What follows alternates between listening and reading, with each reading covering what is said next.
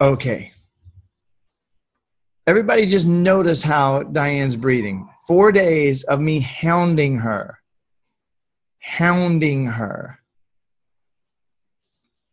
Endlessly. Repeatedly.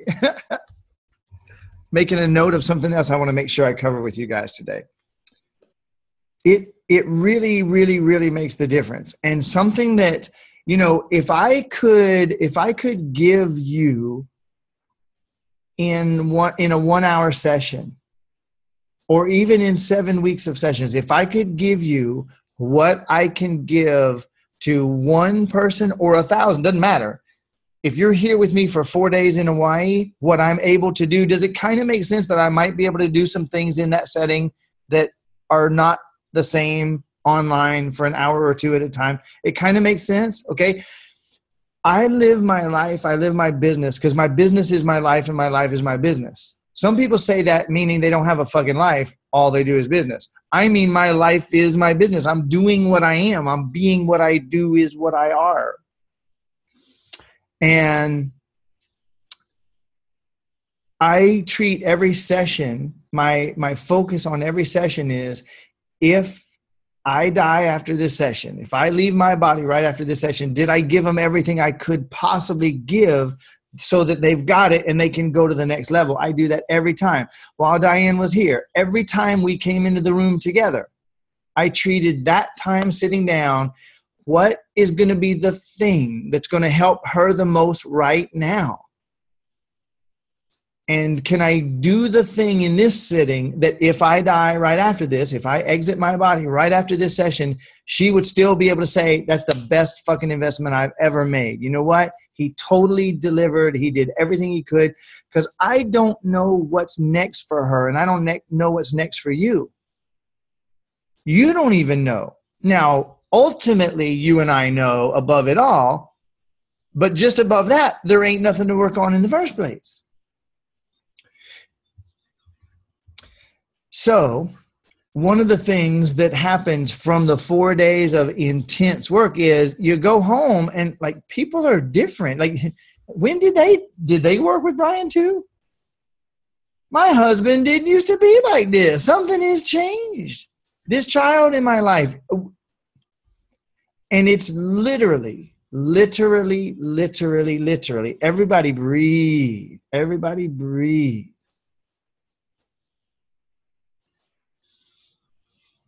The idea of parallel universes, very popular in quantum physics. You guys have some familiarity with that idea of parallel universes? Okay. Similar. All those are theories because there's actually no universe here. Now, I'm going to be very heady and very intellectual for a few minutes. Breathe deep enough that it can go past the head, past the mind, and sink in and actually make a difference. Because what I'm sharing here can make a big difference, but not if you just get fascinated by it or bored. Both choices. All right. So breathe even deeper. Extend that inhale and that exhale a little bit more and keep that going. Alternate or parallel universes. You know, there's a universe, like it's here, but it's just at a minuscule, slightly different angle. There's a universe here where I'm already a billionaire. And there's another one here where I'm actually homeless still. And there's one here where I just had surgery and my liver was taken out. And there's another one here where I weigh 400 pounds. And there's another one, and I could go on and on and on, because infinite possibilities mean that every possibility is here now simultaneously. Fucking mind-boggling. I mean, we can look at it and kind of try to think about it, but we can't actually think about it. We can only like look at the arrow. We can't see the whole thing. We just imagine if every possibility is here now. So in a way, us changing our lives is kind of like we just turn the knob and tune into a different radio station. Now picture your radio. Everybody on here is more than 20 years old, right? We're all over 20, except for Dev, who just turned 40 a couple days ago. So every one of us remembers like radios, right? before they had them interweb technologies. Okay, so with the radio, you turn the knob. Now, it's the same radio and the same speakers, but if you turn the knob a little bit further, they're playing some loud screaming shit. And if you turn it a little bit further, oh, there's the good stuff. Oh, but the signal's bad. Shit. And then you turn it again. Oh, there's some, I don't really like that. Right? You guys know what I'm talking about? Frequency after frequency after frequency. As you turn that one knob, now then when you get to the one you like, you turn the other knob and crank that shit up a little bit. The volume, I like this. I want some more of that. Life is really, really, really, in some crazy ways, it really is kind of like that. We are right now habitually experiencing My Life FM. We're tuned into My Life FM. We can tune into Awesomeness FM. We can turn the knob, ooh, Awesomeness FM. Or we can turn a little bit further to, oh, fuck. Been there. I've heard that song. Why is this song following me every fucking where I go? Why? We don't know. We're the one who turned that knob. And we can turn it again. And when we turn the knob, we literally, not same radio, same speakers, but God, don't it sound different when you, oh, what is that? Turn that shit off. Ugh.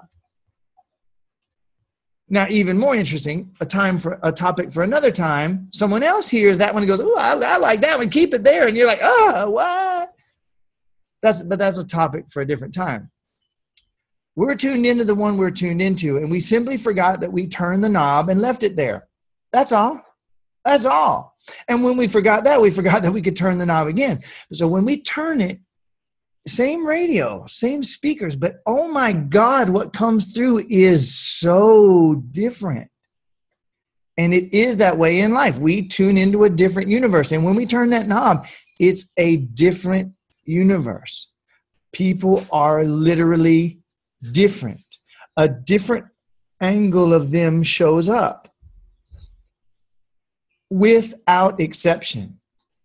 Without exception. When somebody goes home from 4 days with me, they find that the people are different. How different? Who different? That varies. But people being different, especially the people closest to them, never fails. Jesus, Brian, my husband was such an asshole, and I got home and is like, something is fundamentally different. Now, there's still echoes. Of course, there's still echoes of the old. Those are in you. So until you deal with those are going to still be in him. I had 4 days with a client, one of the first 4 days I ever did. And she really wanted to leave her husband.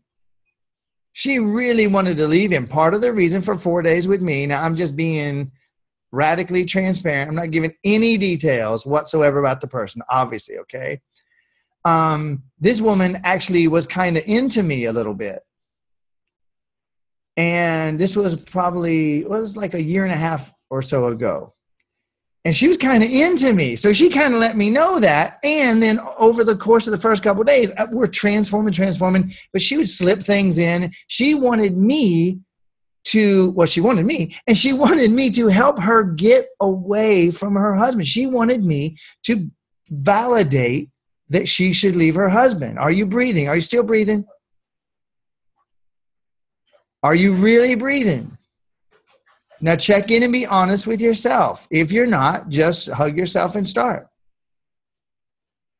And I said what I always say in that setting. I'm sorry. I ain't even remotely going to guide you about whether to stay or go. Now, some might, that's because he's minding his own business. Well, that's true in my life. But even someone's asking me to help them make that decision. No fucking way. Now, let's do an extreme example. Well, he's beating her every day. Obviously, she should leave, right? I don't know, and neither do you. But Brian, everybody knows. Everybody's full of shit. Everybody knows every fucking thing, don't they? How's that working? I don't know.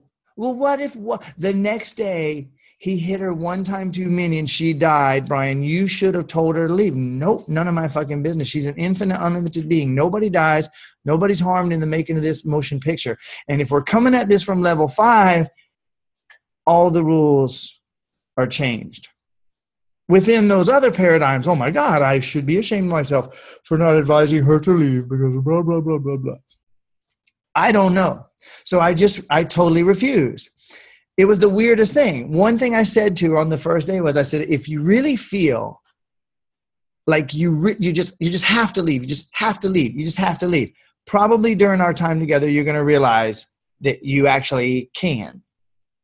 And the minute that you realize, because in order to be fighting so hard to leave, you must not think you can. And the minute you realize you can, I'll bet you're going to find out you don't want to.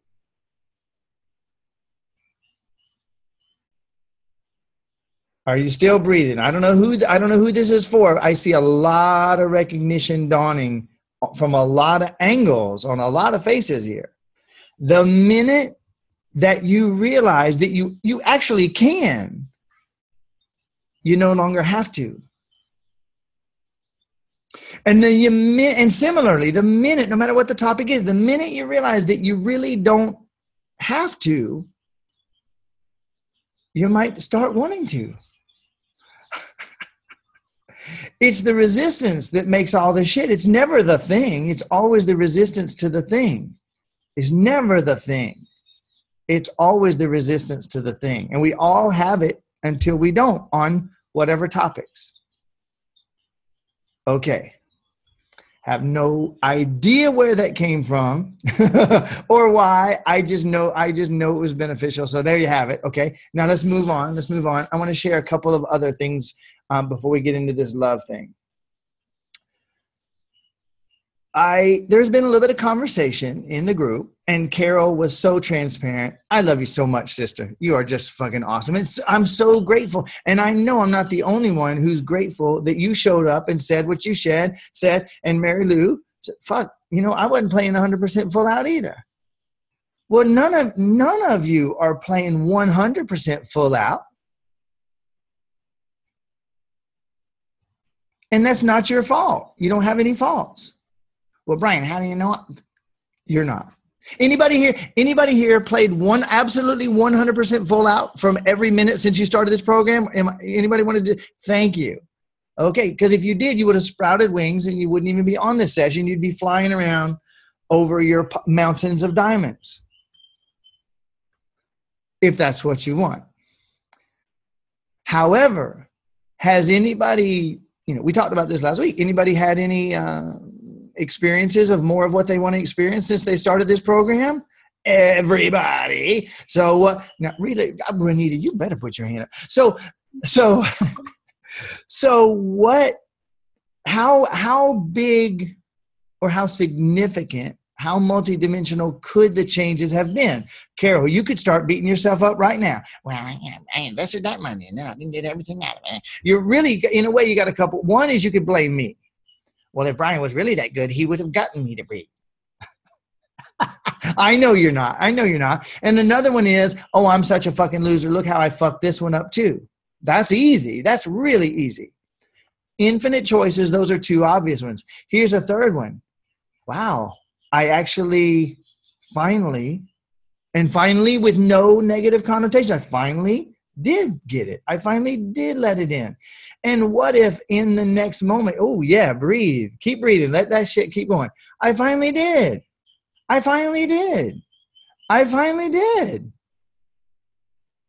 Now what's it like? Because see, we could even twist that one. Well, finally I did. No, we don't need that. I finally did. I finally let that shit in.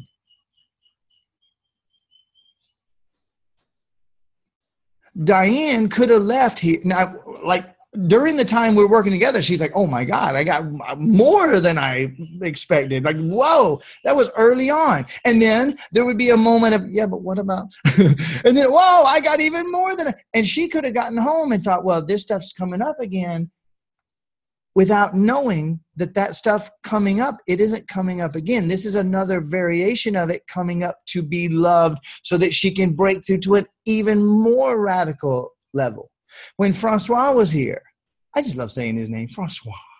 I feel so cultured when I say Francois. When he was here, near the end of our time together, we basically were done. We were standing by the door at the end of the work, and in a 3-minute conversation, he had the breakthrough that 10x'd everything we had done in the 4 days. Now, wait a minute.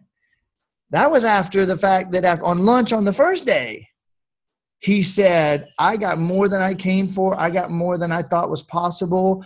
I cannot even believe this. What the hell else are we going to do now? Now, by the way, I added Francois to this group. So when he watches the replay, you know, if I'm BSing even in the slightest way, he's going to correct me. Literally halfway through the first day, got more than he came for. But it was in the last 3 minutes of our conversation. We were just having a casual conversation. And he said one thing, and I went, bing. And he went, oh, shit.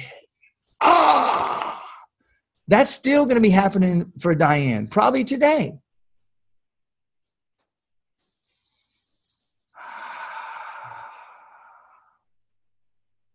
Mary Lou, I love you so much. I knew you weren't playing 100%. There was 2 or 3 times I kind of wanted to call you on it. And I also knew that you were going at the exact pace that you were going.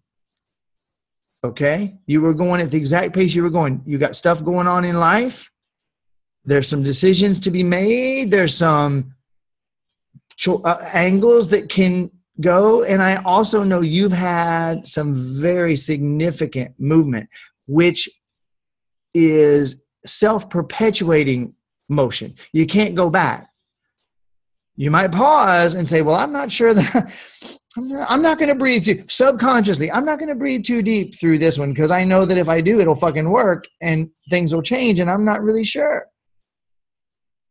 Believe it or not, I still have that happen in my life too. Okay, so I want to tell you guys a couple of short stories here. Everybody stay breathing so that you can get, because there's so much more contained in these 2 stories than what you're going to hear with your ears. First one. When I was little, my dad, he didn't teach me much.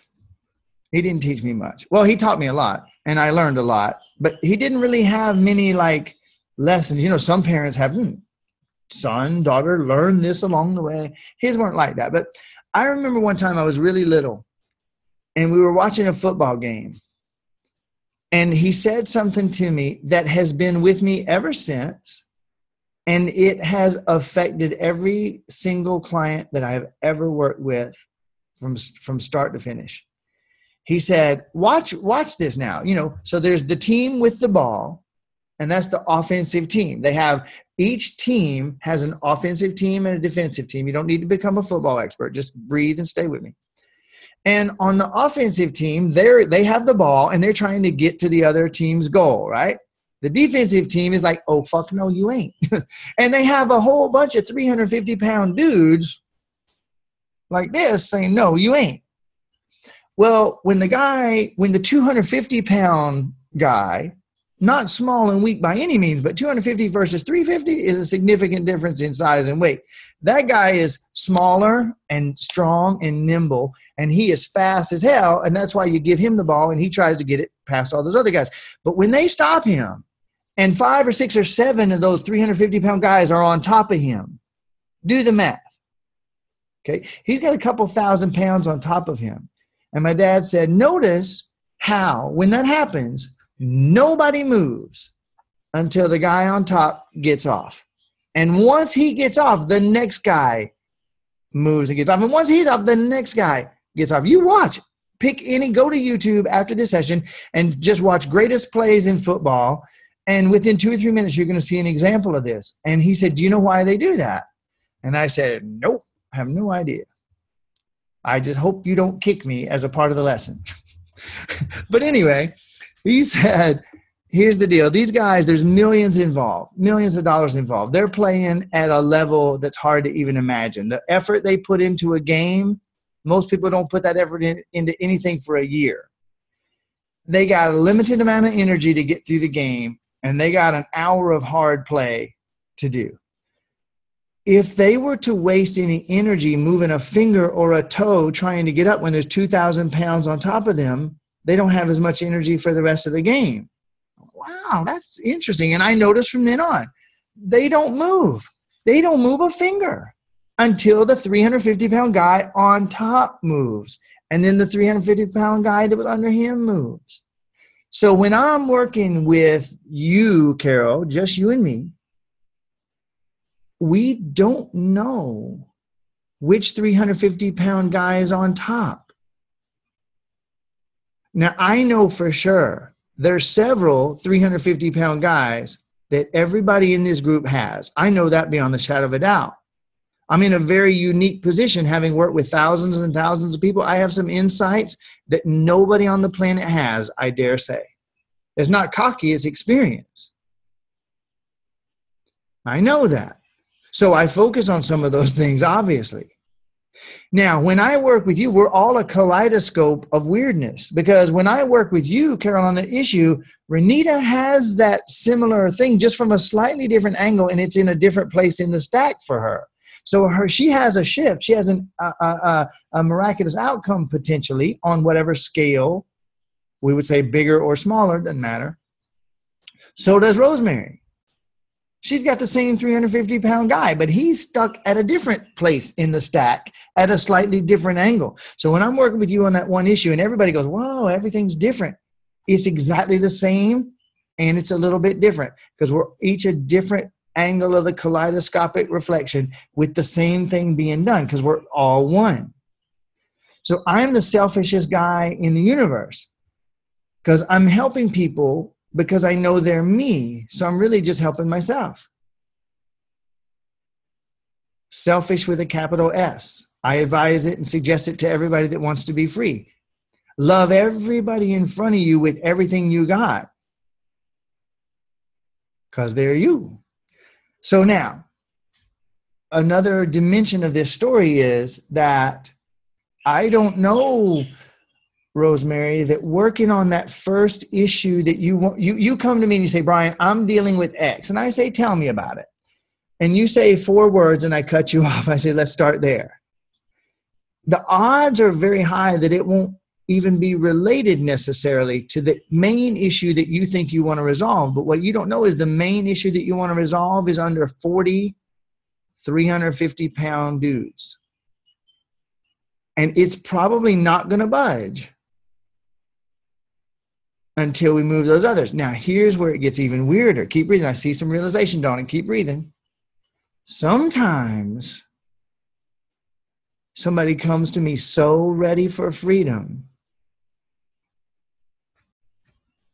that anybody ever play any of those dumbass bubble games, like where you click on something and a whole bunch of things disappear at one time and you're trying to make, that was just an analogy that just came up for me. But imagine that if one guy could move, and when he moved, so there's 350-pound dudes on top of you. And we're able to dissolve one and make him disappear, and 30 or 40 of the others fall off because of it. Anybody kind of follow that image?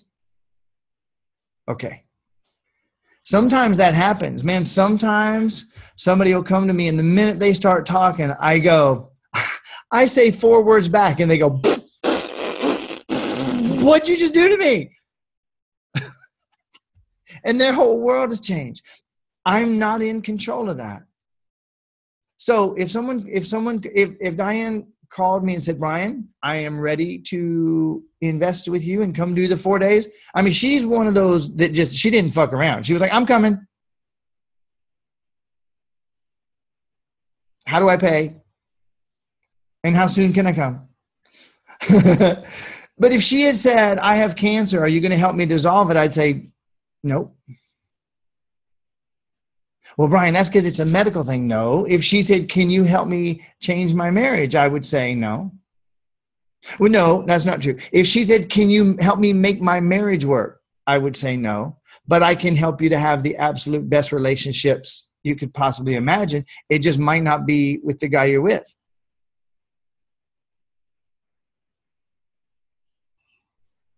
If she said, can you help me with my cancer? I would say, no. I can help you to take steps towards the most radical, multidimensional healing, which might cause your cancer to disappear. Because I just don't know. Now, I can guarantee you this, and I might start adding this to my conversation when people are coming to make that kind of an investment, spend 4 days with me. The odds are you're not going to go home with everything in your life changed. Not everything. But you're going to go home more changed than you thought possible and armed with tools to handle everything else. Would you agree with that, Diane? Just with a nod, would you? You're going to go home more changed than you thought you could be, and with the tools to be able to handle everything else. Okay, so let's apply that to what we're doing here. I never said if you join Freedom7, you're going to sprout wings and fly over instantaneous mountains of diamonds. I did not say that. However, if you come in and you play full out, you're going to reach the next level, period. And you're going to do it in your way. And you're going to have tools to be able to handle everything else if that's what you want. Okay? Now, I'm going to do something very daring right here. I thought about this twice before the session. Everybody breathing? Anybody getting anything out of this? I sure as hell am. Okay. I thought about this twice. Renita, whatever that is that you're feeling, breathe deeper. Let yourself relax just a little bit.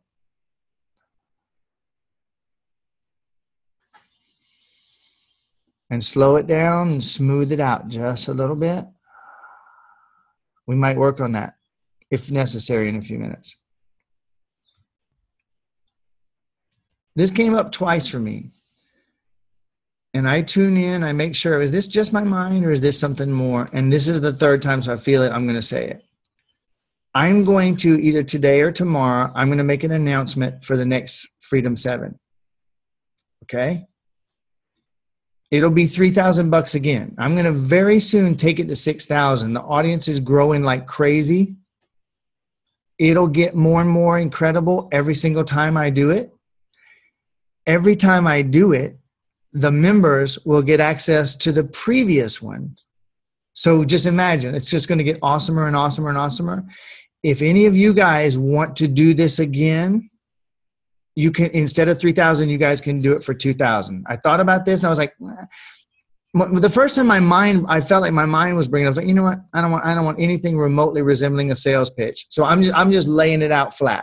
If you want to do it, if it's for you, you guys can get back in, just private message me today or tomorrow, because once I make the announcement, I feel that it's going to fill up probably overnight with 7 people.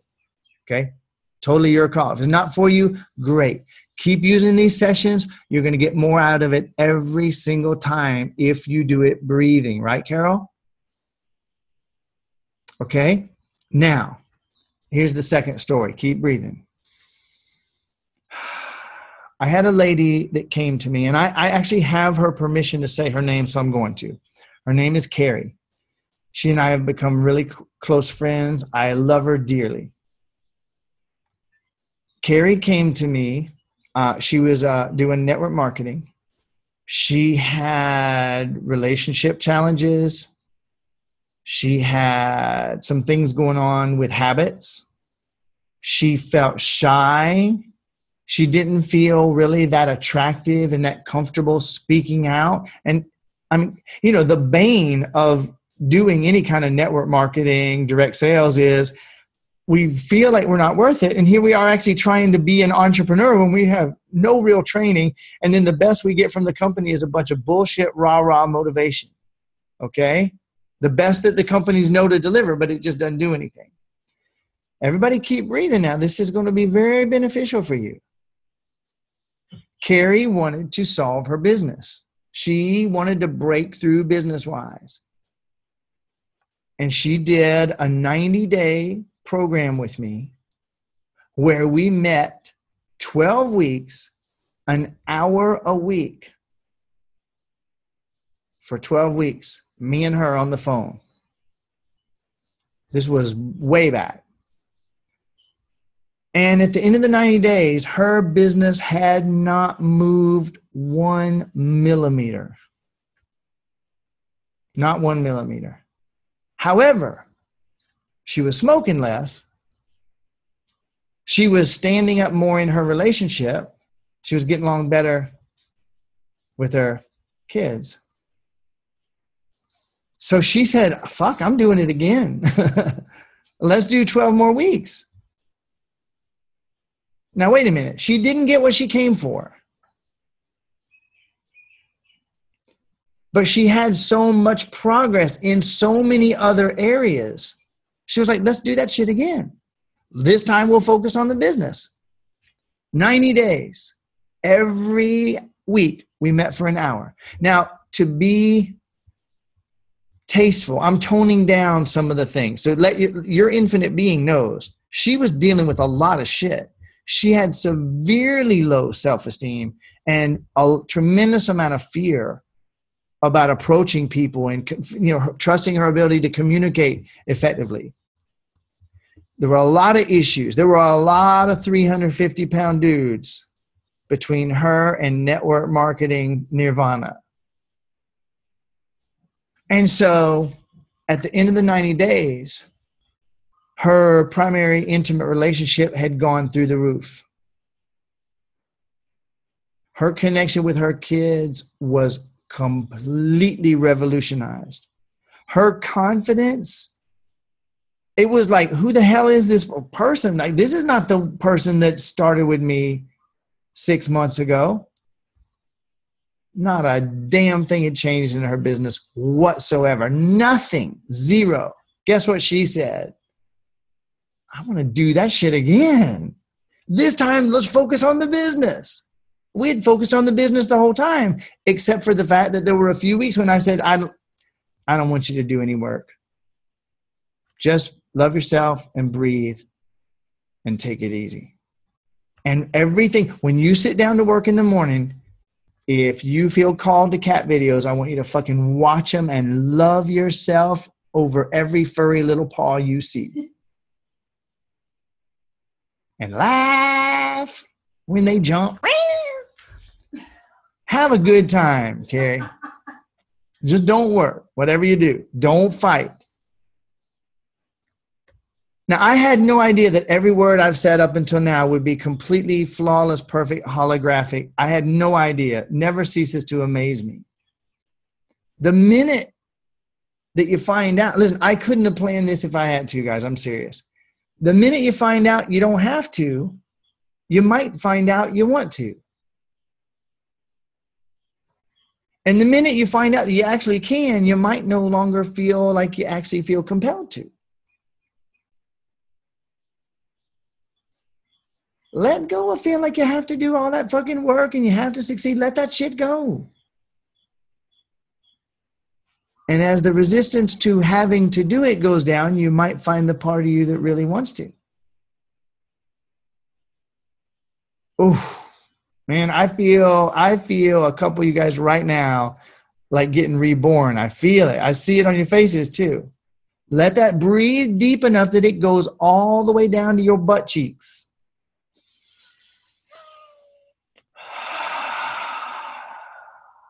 So we did it again. 90 more days, an hour a week, 12 weeks. No change in her business whatsoever. Her life, she was so joyful and so happy and so confident. And for we were down to the last month. So those last 3 weeks before the final week, she was like, people are starting to reach out to me. Like, this lady wants to do this in-home meeting and she's got a lot of contacts, and this other wasn't making any fucking money, but people were starting to come to her. The doors were starting to swing. The last week she messaged me. She said, I made more money in the last 7 days than I've ever made in a month. Like I made 4 times what I've ever fucking made. People are just showing up. I made more sales today than I've made in the last few months. I'm just picking up the phone and people are saying yes, and people are calling me that said no. They're calling me and saying yes.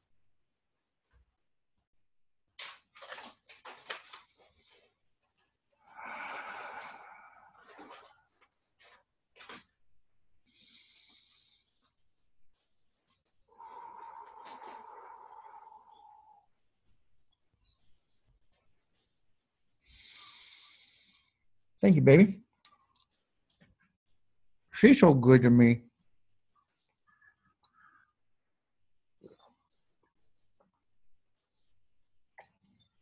That's a keeper right there.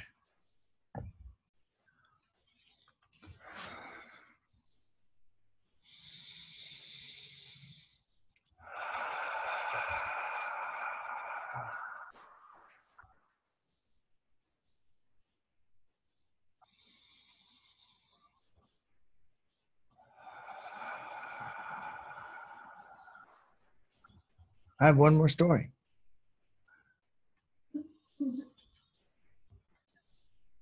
I said 2, but this is like a bonus story. Okay.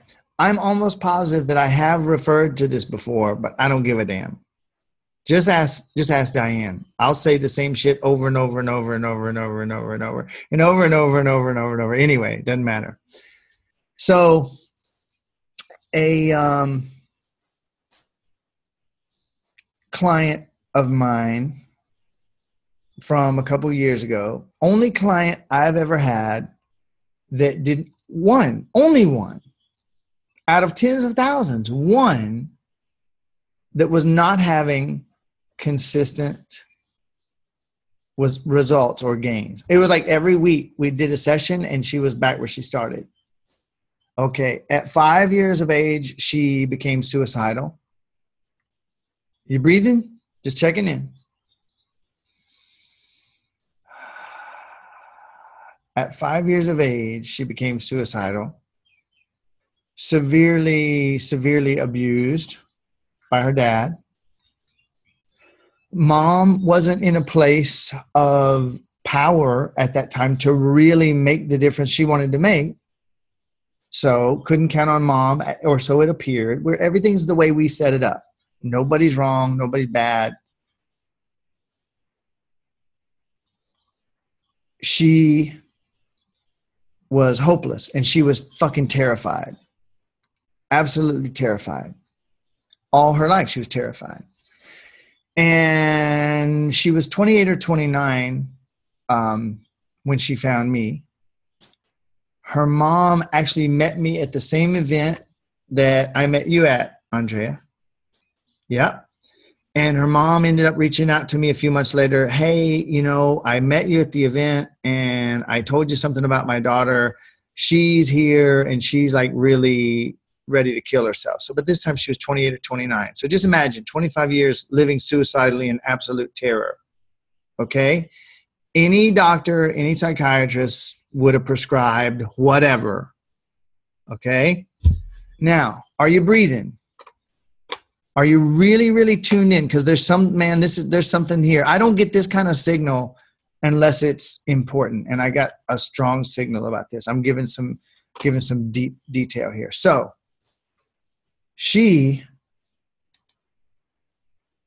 do I name the people? Okay, there's a really well-known, one of the biggest motivational people in the world. They communicated with him and they invested several $1,000s in his year-long coaching program. And he said, this will change your daughter's life. He personally said, this program will. At the end of the year, 0 change whatsoever. They ended up meeting another guy, one of the biggest LOA. Right now, he's doing a become a certified law of attraction coach.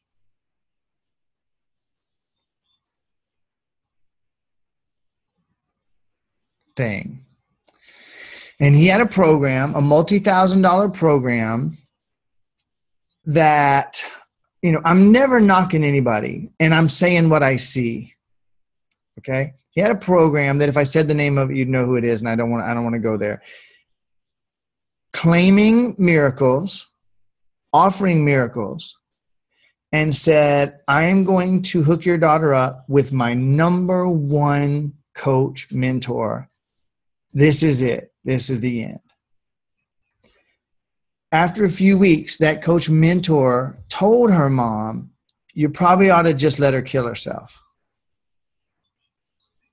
Nobody can help her. Yep. So that's how they came to me. For some reason, Brian, I have some, right now I would grasp at any straw, but I actually feel like you might be able to help for some reason. Would you talk to her? So Saturday afternoon, I had my kids wait. We didn't go to the beach. I got on a video call. And an hour later, they messaged me and said this was the first time this girl had had hope in 20-something years. Okay? I'm like, yeah, Brian's badass. Level 5 rocks. And then they ended up hiring me at that time for 90 days, an hour a week for 12 weeks. And every week, she was exactly the same as the previous week. She understood a little bit of what I was saying.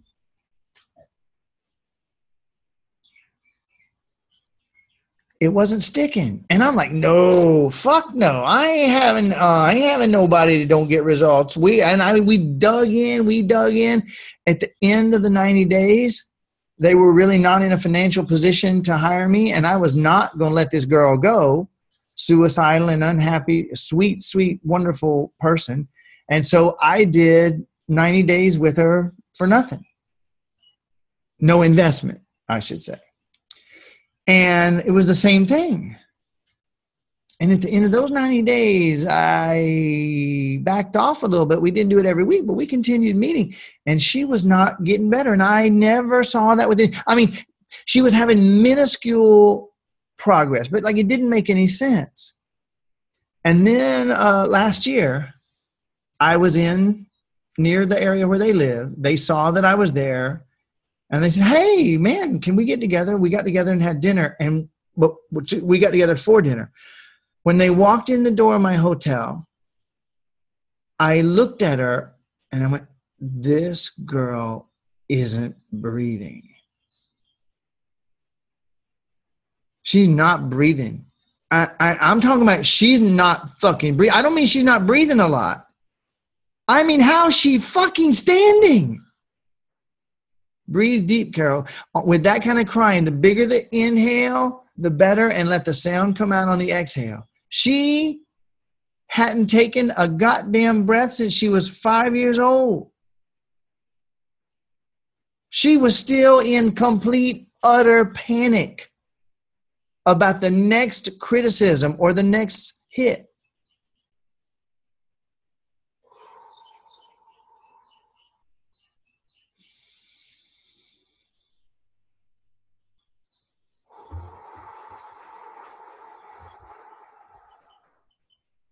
Those of us that came in to experience physical abuse at the hands of our seeming creators, our parents, boy, did we pick some crazy shit. Because when you can't trust the person who feeds you,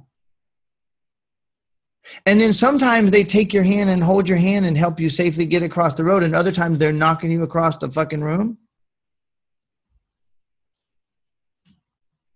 Can I trust anything? And a lot of us come up in a state of perpetual panic for the rest of our lives, only it's so normal, we don't know it. And all we know is if I don't breathe deep, I won't feel it.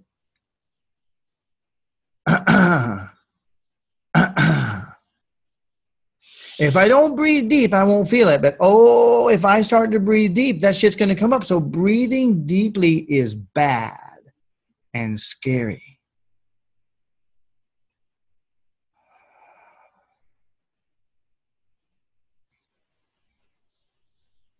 When you go and do a cleanse, the minute you start to get your blood a little bit clean, every cell in your body goes, uh-oh, we're clean, time to dump the poisons.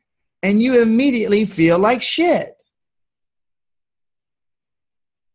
Anybody ever done a cleanse? Any kind of cleanse? Your blood starts to get clean. Your body says, oh my God, we're not being overloaded with fucking Twinkies and ho-hos. Let's do the thing. We dump the poisons into the blood. We can actually get some of it safely out. The poisons hit your blood. You feel like shit. You say, oh my God, cleansing is bad. It's the exact same way emotionally. The minute you start to breathe deep enough and come alive, those feelings that are desperately needing to get out of your body come up to be felt. So we unconsciously learned over the course of years, don't breathe. Whatever you do, don't breathe. If you breathe, you're going to feel that shit. Breathing is bad. Breathing is scary.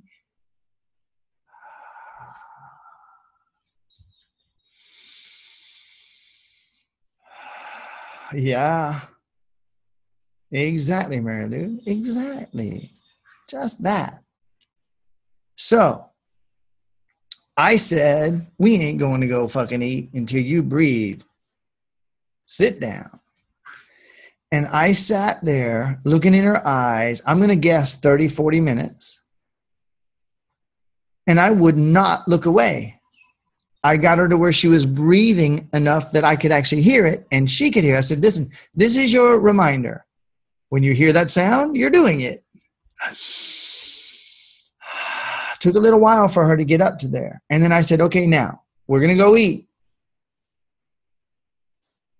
If I don't hear you breathing, I am going to poke you in the ribs. Or I'm going to verbally remind you. And the 5 to 6 minute walk across the street over to the restaurant, I probably reminded her 30 times. I literally stopped walking. Nope. We were together 3.5, 4 hours. And she breathed and she came alive. She turned pink from her normal gray. Listen to me and listen to me carefully as you breathe so deeply. I would bet money that she was not breathing more than a thimble full of air every breath on average for 25 years. I'm not exaggerating. I don't know how she was alive, but I do know this, that when you're severely under-oxygenated, your body goes into fight or flight because you're fucking dying.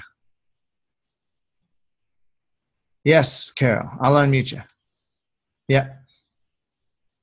I just wanted to say, I know that you saved my life because I wasn't Carrie. I wasn't suicidal. Actually, the law of attraction brought me to a place where I would have said my life was pretty charmed. But when I started breathing, I realized how much gunk there was still in me. I think why I said I came for fine tuning was because I felt my life was really good.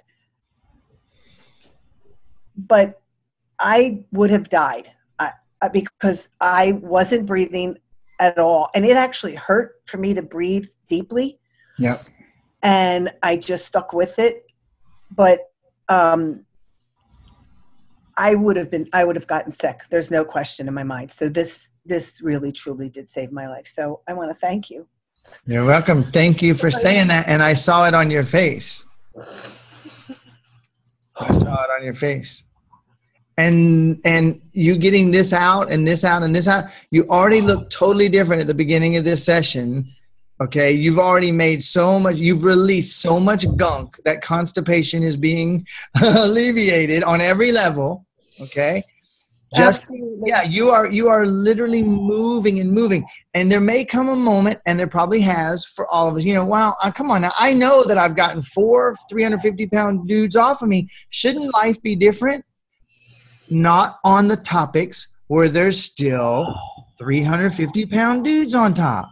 So we look at our life. Just keep breathing. Thank you, Carol.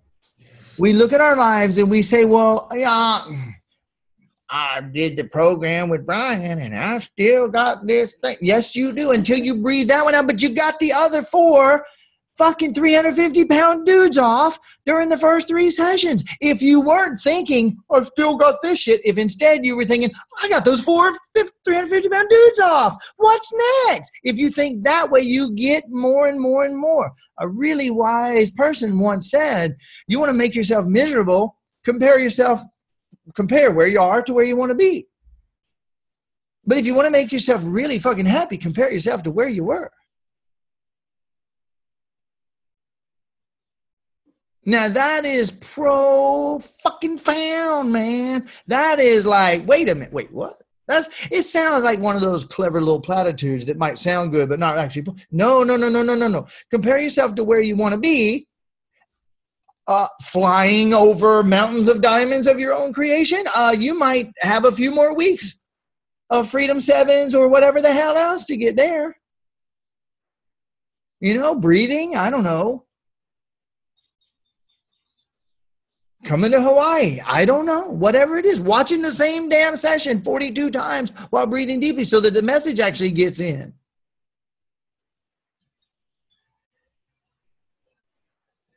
But if you compare yourself to where you were, holy shit. Are you kidding?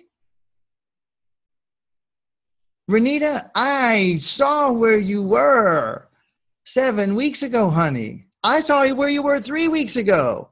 And the smile that greeted me at the beginning of this thing, no. But if you allow yourself during a down moment to think, well, see, that didn't work. Who do you think is saying that? Your infinite unlimited being? No, it's your mind saying, I've still got control. We're still fucked up. I still have plenty of fixing to do. You take a real authentic minute and breathe deep and compare yourself to where you were and what you were feeling like just a few weeks ago. And it's unmistakable. And your mind then goes, wait, we're comparing to that. Oh, I'll show you more. We also changed this and this and this and this. Whatever you're focused on, the mind goes, that's what you want to focus on. But if you ain't focusing, your mind's going to grab whatever old record is nearby.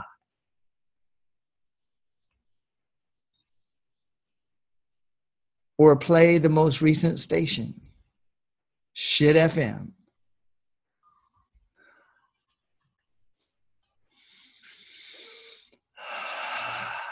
So I watched this girl come alive. I watched. It was unmistakable. It was why did I not video that? Just didn't know what was going to happen.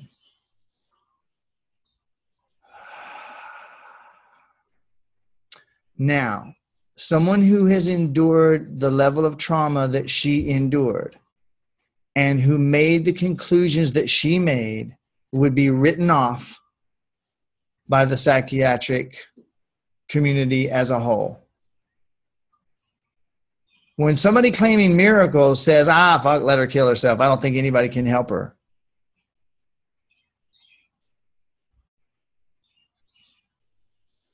I can't make that girl breathe. I know she's doing better, and I know she's not doing 100% better, so I know beyond the shadow of a doubt she's still not breathing. And when she sees this video, this might be the final straw for her to say, I got it. I'm going to breathe consistently, no matter what it takes. Breathing won't do everything, but without the breathing, nothing else is going to do it.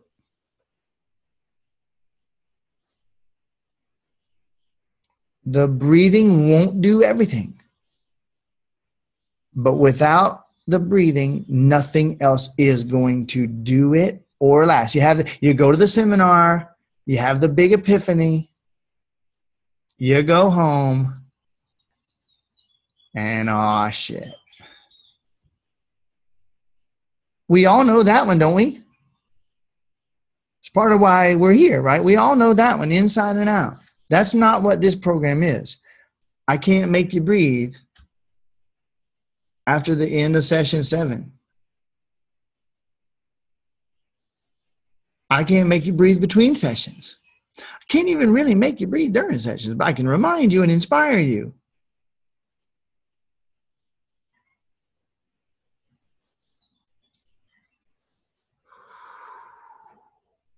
This is a cumulative process. The next 350-pound dude will be ready to show up. And apparently it happens as long as we're in human bodies. Well, now, Brian, then what's the point of any transformational work? You like living in hell? I know. And we can reach, and I have. Listen, breathe deep, breathe deep, breathe deep, breathe deep. I remember just a few years ago, after 30 plus years of self-help and frantic, desperate, diving into every course, every program, every system, every belief elimination. No, this will be the one. This will be the one. This is not. I just wanted to get to fucking basic baseline functionality in my life. Can anybody relate? Anybody ever been that low that you just want to get to where you have baseline functionality? Like, could it not be hell every damn minute?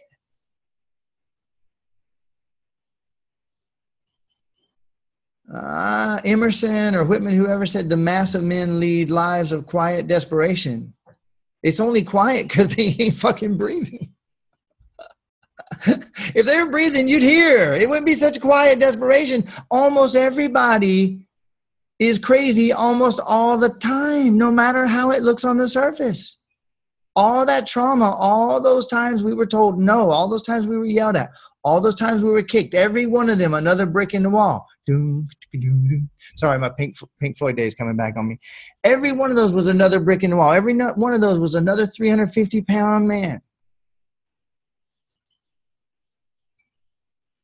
They don't get up and leave on their own. And we're not victims of the 350-pound man. We chose every single one of them so that we could experience this variety of limitation in this body. It's just that those of us in this little room here have decided we would like a little bit less of that limitation. A little bit more of that liberation.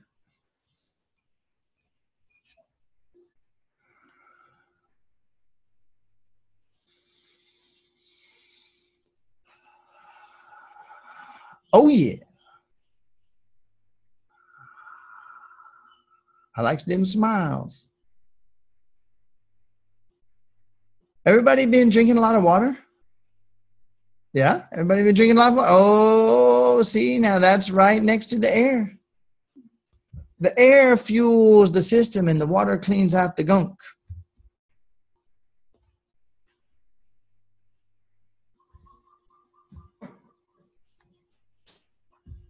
You know what, honey?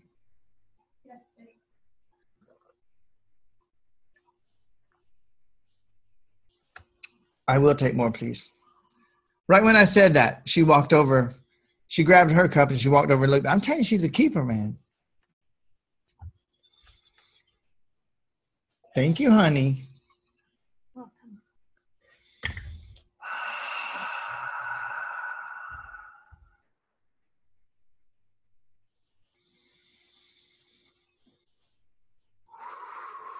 Now that smile, even with the tears, that smile, Carol, is authentic. That's not the I'm an LOA person who's programmed to say that everything is great.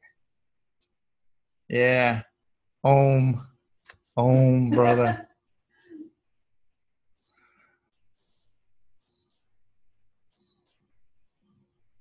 Find your happy feeling place as you sit on red hot spikes and deny that they're there so that you can be positive.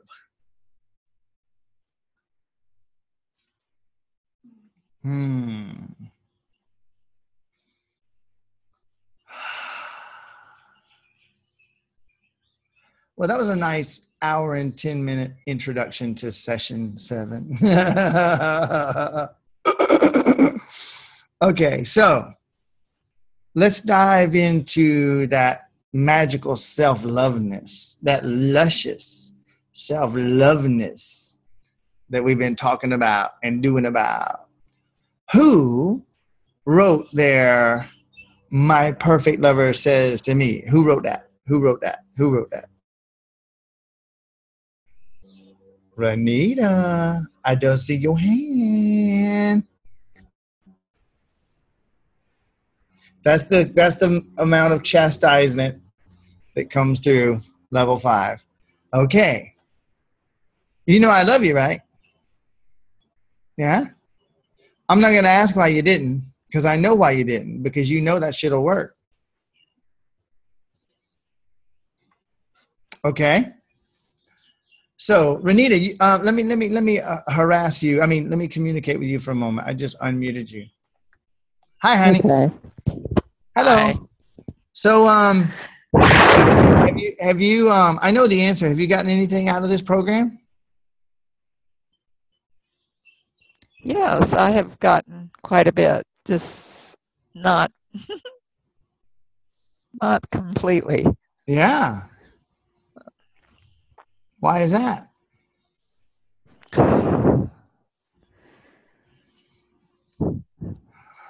I don't know. Everybody else does. Aim your microphone down just a tiny little bit, about a half an inch. If you can just move More. right there. That's perfect. Thank you. Why do you suspect you haven't gotten everything? I haven't done. Uh-oh. Okay. You know what? Now you can bring it back up just a little bit. But where you had it, when you were breathing, it sounded like a hurricane. That might be better there. Okay. Try that. Is that better? It's a little bit better. Okay, we can hear you now. Okay, so yeah, so why do you think it might be? The last couple of sessions, I haven't. I've started them, but haven't finished them. That might have something to do with it. Yes. It might. So you had some major movement just a few weeks ago. I mean, I'm talking like, oh shit. And the mind says, we don't have to go that far. Let's go just a little back into the safe shit that we know. And besides, we don't want to upset all the apple carts. Sound familiar? Yes. Yeah. It was like every excuse came up. And that's okay. That's okay. It is completely okay. It's just that there's still things you want. Okay? As long as there's a YouTube, these sessions are going to be sitting there. It doesn't look like it's going away anytime soon. Those sessions are going to be there for you to watch and breathe deeper and watch and breathe deeper and watch and breathe deeper. And what we're doing here is holographic. So meaning the whole universe is in every session. We did get more advanced as we went on. However, today I introduced basics that when you go back and watch the first session after this, it's going to be completely different for you. And you've evolved. So when you go back and watch the first session, it's going to be different for you because you're different. And if you go back and watch it with these new basics and the changed you, and you go back and watch it breathing deeply the entire time, you have no idea what the hell's crazy shit's going to happen in your life. Renita, if I say any words that aren't on target for you, just let them fall off. And the ones that are, pick them up and wear them as much as you want, okay? Things in your life that you're afraid of throwing away. Things in your life that you're afraid of throwing you away.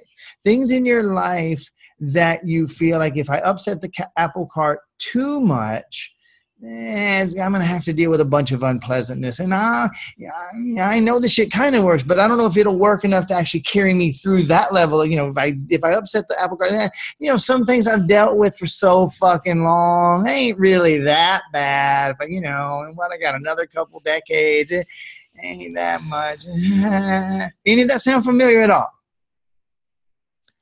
Yeah.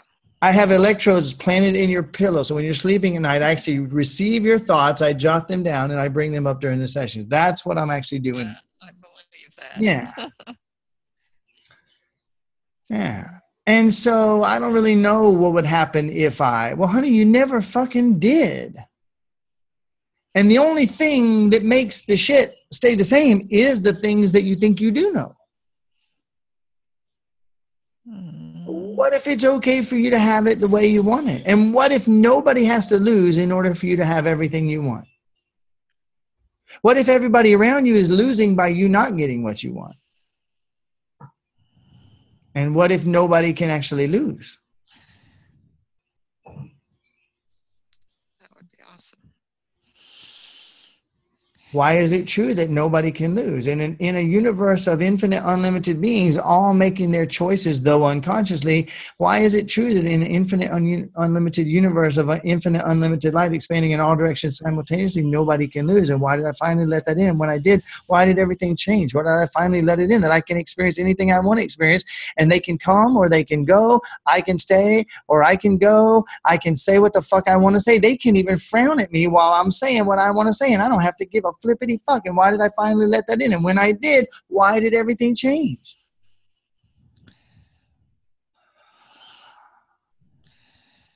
I'm gonna say something extremely bold. You got every single thing up until now out of this program that you were willing to let yourself get, and not one speck more. And that's true for everybody here, including me. You let yourself get every single thing that you were ready and willing to let yourself get, while infinitely more is here. And there's no rule that says you have to get 100% of it. No. Should your mind even attempt for 1 minute to say that you didn't get everything here because of anything related to my delivery or the quantity of what was offered or presented, I will have a very direct eye-to-eye, heart-to-heart with you about it. It's here. It's here. You know the breakthroughs you've had when you let yourself remember them and you breathe deeply enough to allow yourself to see them. And you know what you've seen with others here. You know it's here. Ain't nobody got no doubts about whether it's here or not. Everybody got exactly what they allowed themselves to get and no more. And like Francois and me standing at the door. Francois. I just want to say that shit all day long. Standing at the door. We're done. We're done working together. We're just having a casual conversational moment. Yeah, right.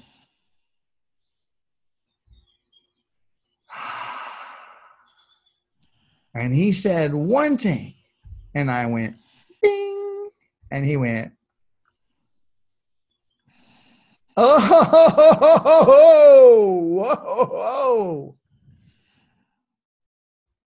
Diane had a couple of those.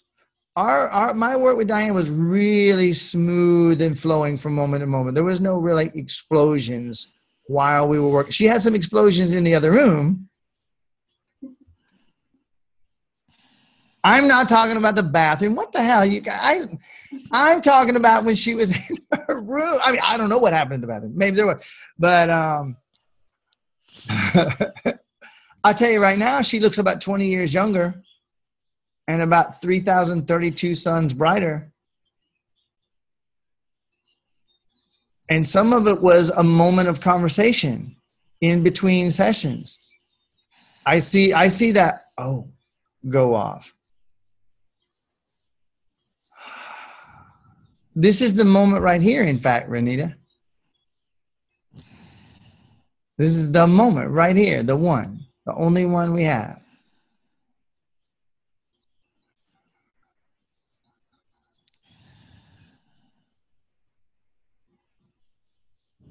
I'm afraid, I would like for you to finish this. I'm afraid that if I really go all the way, quickly,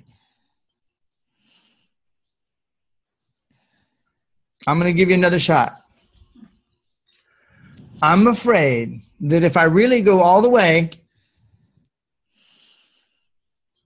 come on, let's do it again.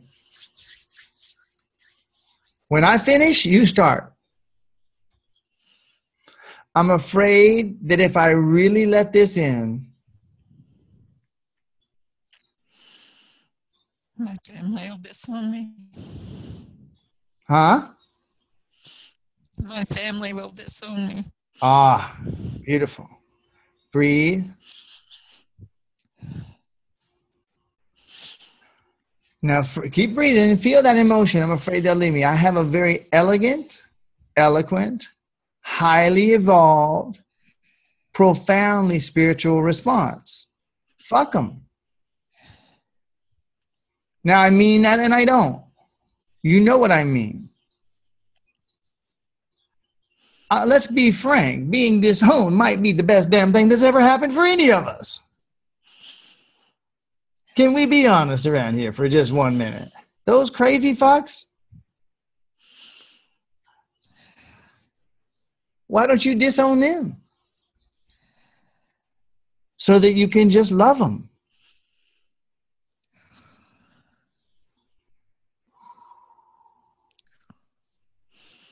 Yeah. Breathe deep, honey. Breathe deep.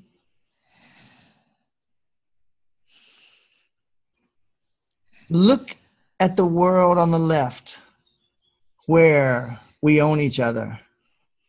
And we can own each other, and therefore we can disown each other. And look at how we control each other. And look at how we let ourselves be controlled.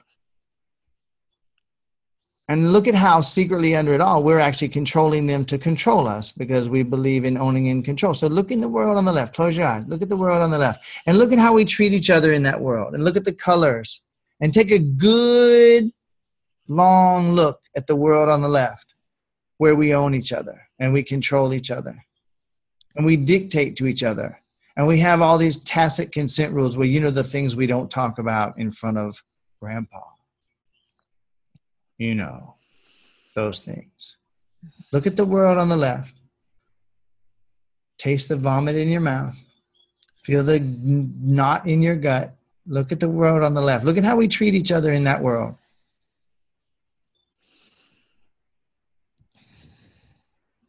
Be present, everybody. I'm not going to name anybody, Mary Lou. Okay, breathe deep. Breathe deep. Look at the world on the left. Later, when you guys watch the replay, Carol's face says it all. She's looking at the world on the left very, very clearly. Look at the world on the left where we own each other. We control each other. We know we don't talk about that around mom because you know how she gets when we just know we just don't talk about that. We're not those kind of people. And we taught everybody exactly how to treat us, but we blame them for it. Secretly, we resent them for treating us that way, but we're the ones who taught them to treat us that way because of the way in which we kiss their ass. If we move in to kiss their ass, it ain't their fault when they bend over and throw it in our fucking face.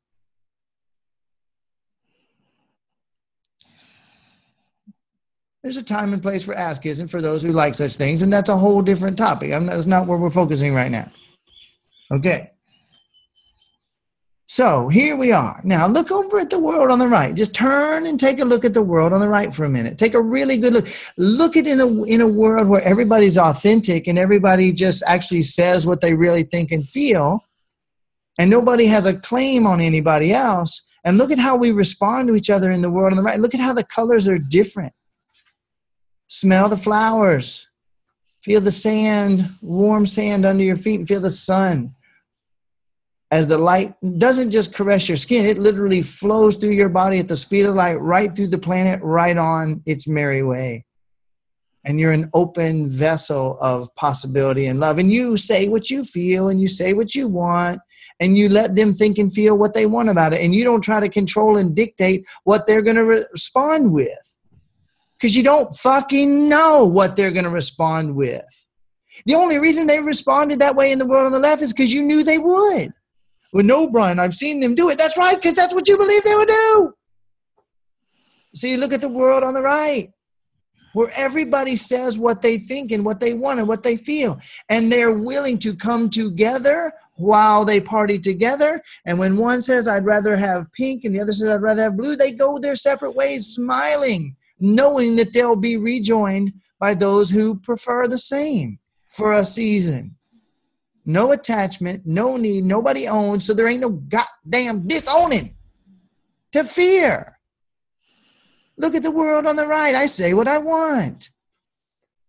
We live the 4 agreements over here. I am impeccable with my word. I speak what I want without being afraid of what others are going to think. I actually don't take things personally because I know they're not thinking about me. They're thinking about their story about me. They don't even know I'm fucking here. All that bullshit that's their shit. Has nothing to do with me. You disown me. If that pleases your fantasy button, I'm going to sit right here loving you. If I got to do something to get it, it ain't love when I get it. If I have to be a certain way to keep it, it ain't love when I get it. If I got to hold my face in a certain position in order for them to approve of me, it ain't love when I get it. If I have to say it in a certain way for them to be able to hear it, it ain't love when I get it. How much longer am I going to settle for bullshit fucking conditional approval? And say, well, I don't want to lose that. I don't want to lose that approval. The only way you're ever going to say, I don't want to lose their approval is if you don't realize you already have unconditional love and you are unconditional love. And you ain't going to know that till you breathe deep enough to experience it. Look at the world on the right where everybody just says what they feel and they ask for what they want. And they know everybody else is going to ask for what they want, so they don't try to control people. Don't ask for what you want or I will disown your ass. There's none of that in the world on the right. It's not even possible to think in those terms. So look at how people treat people in the world on the right. Look at the world on the left. Turn left. Take a look. Notice the difference in the colors on the left. Carol's like, I'm not even fucking looking back over there. Just take 1 minute to look in the rearview mirror. Look over there for a moment. You don't have to stay there. Take a look. Look at the world. Look how we treat each other over there. Oh, don't like that mirror too much. But do look, be honest, be honest, be honest. Be willing to look at it for a minute. How do we treat each other in the world on the left? How do we treat each other? What is tacit consent? Where we know that we can't say that around grandpa because he just gets pissed off. And we don't want to piss daddy off everyone. So we can just pretend that everything is okay for daddy, can't we?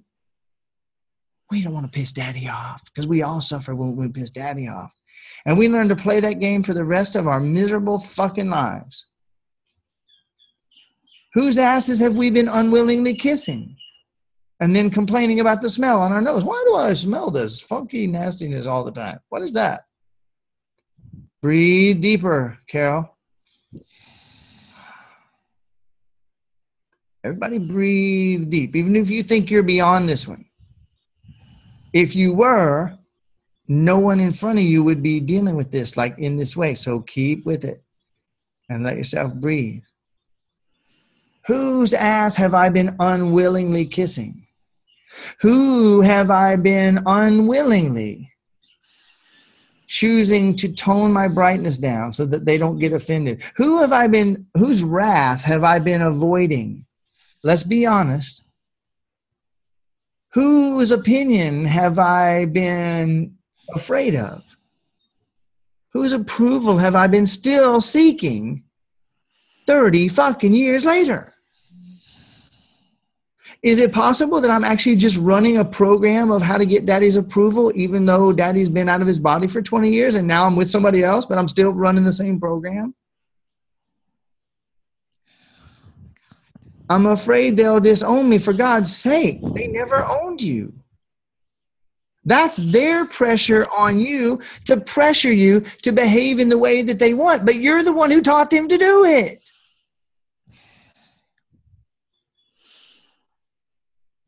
You're asking them to continue every single time you play that game.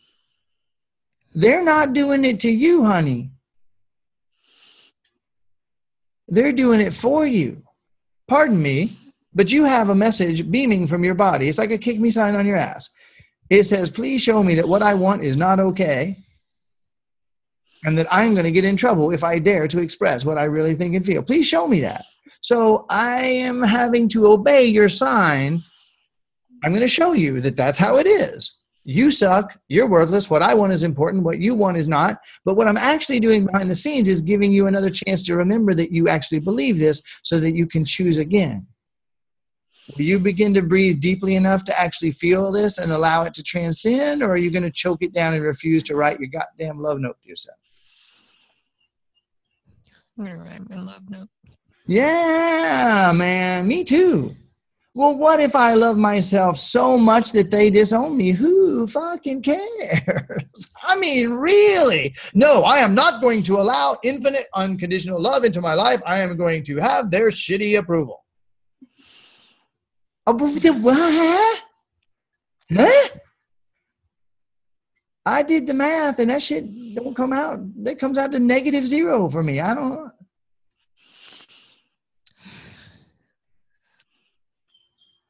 I am not going to allow. What? Say that again, Renita. Is that why I only had 2 things on what my parents said to me when they came back? I don't do whys. Okay. I'm not going to insult you with a why or a because. You breathe deep enough, you'll know.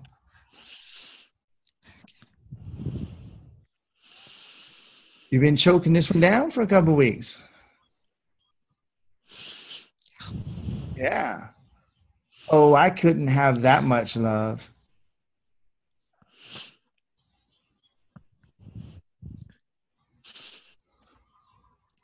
A dog walking through the landscape with a dry bone in its mouth. The dog is starving, ribs showing, skin pulled tight, everything shriveled as it limps through the landscape, clinging to the dry bone in its mouth. Every step is agony on its weak legs and its hurt little paws, desperately holding that dry, nutritionless bone in its mouth as it walks endlessly through the land of all-you-can-eat steak, refusing to drop that shitty dry bone out of its mouth and start the feast.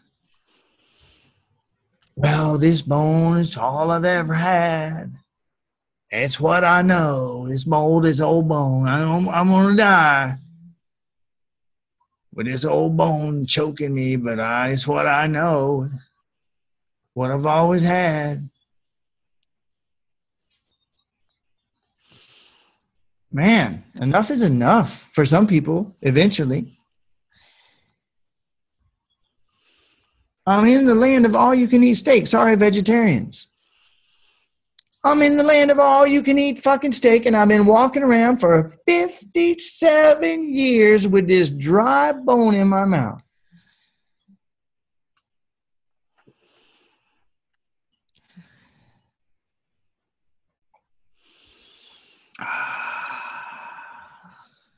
Kind of don't make no sense.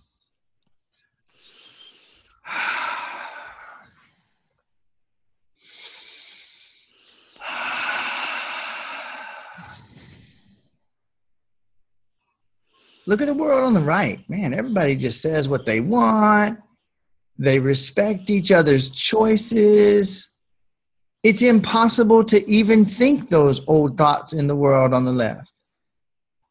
Now, if you want to take one step through the doorway into the world on your right, you can step back into hell whenever you want. Just take one step into the world on the right and feel it. And if you like it, take one more step in and look around. Look at how everybody treats each other over here. I mean, it's unmistakable. You can literally feel it, not just see it. You can feel how people treat each other over here.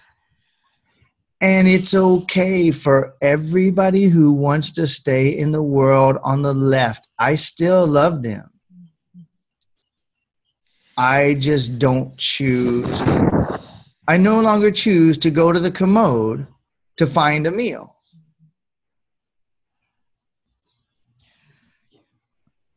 I go to the refrigerator or the cabinet or the farmer's market in the world on the right. Bright and sunny and yummy. Some of them organic bananas. Take another step into the world on the right. See how it feels. Feel your feet on the earth. Feel the sun on your skin. Feel the breeze and smell the breeze. Look how everybody treats each other over here. We still love the people in the world on the left. They're choosing that, just like I was. I don't need to change them. I don't need them to change. It's all good in the neighborhood. They can do what the hell they want to do. Now, if they try to drag me back into the world on the left, of course, none of them can. But even if they want to, man, I'm digging it over here in the world on the right. I got new friends showing up. We're hanging out, celebrating how weird each other is. What? You like that? Fuck, that's crazy. Rock on. Nobody's trying to pull you down. No crabs pulling you back into the pot. That world on the left was so fun till it wasn't.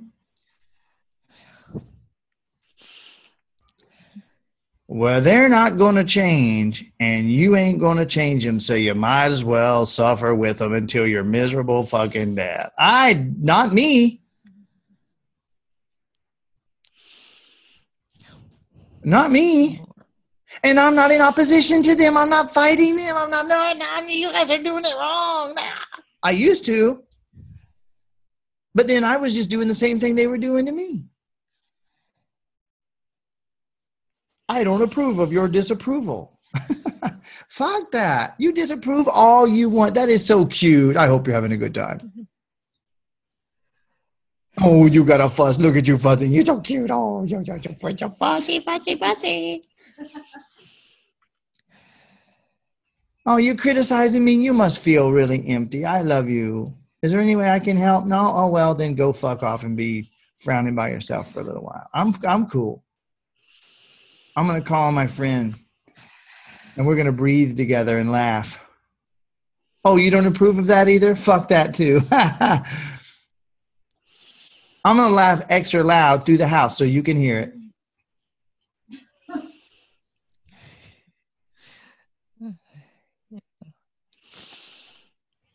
What if I didn't care about them frowning? What if I don't give a damn that they don't approve? What if I don't care? Disown me? What the fuck? You thought you owned me? When did I must have been the one to give you that idea. Not anymore.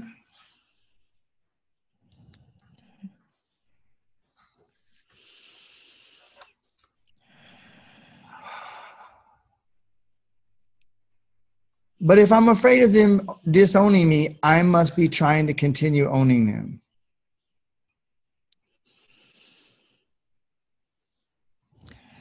I'm not afraid of them disowning me. I'm afraid of losing them. So I must not be being myself. I can't be breathing. I can't be totally present and be afraid of losing them.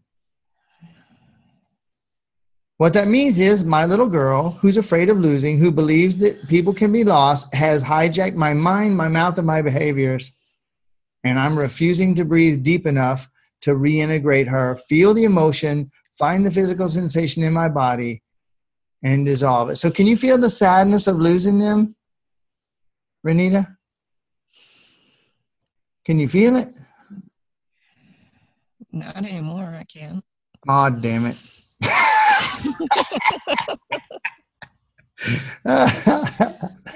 So see if you can. Just try to bring up the feeling of, oh, I'm going to lose them. They're going to do something. See what you got left. Anything?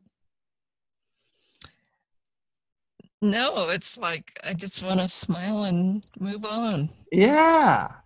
And let them be as miserable as they want to be, honey. Exactly. Yep. Oh, wow. Yeah.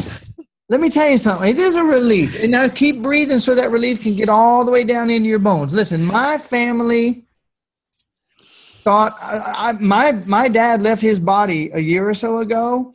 We hadn't had a conversation since I threatened to kill him when I was 18. Our last interaction, we had a physical altercation, and he had beat the shit out of me for 17 years. And we were on the front porch of my house, And he was scowling at me, doing his kind of semi-physical threatening.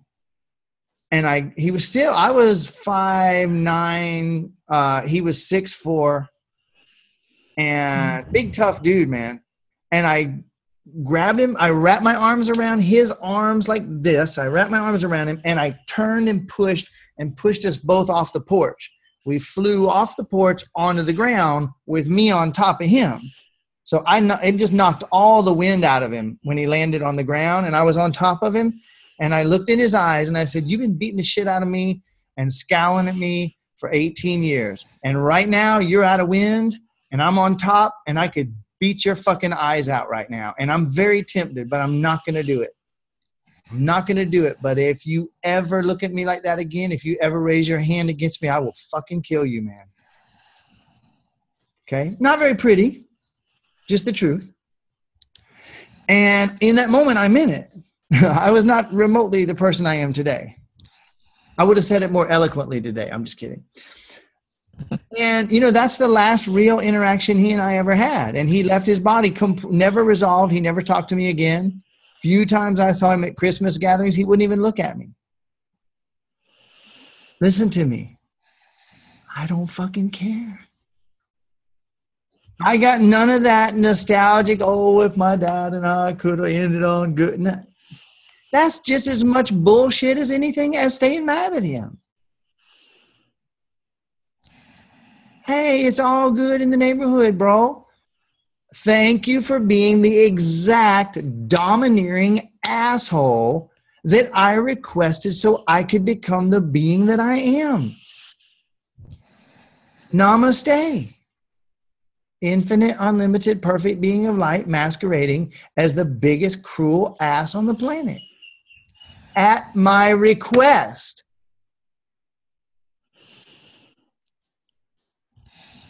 I am sincerely and genuinely thankful with no emotion other. None. Well, Brian, you're different. No, I fucking breathe. And I process the stuff that comes up.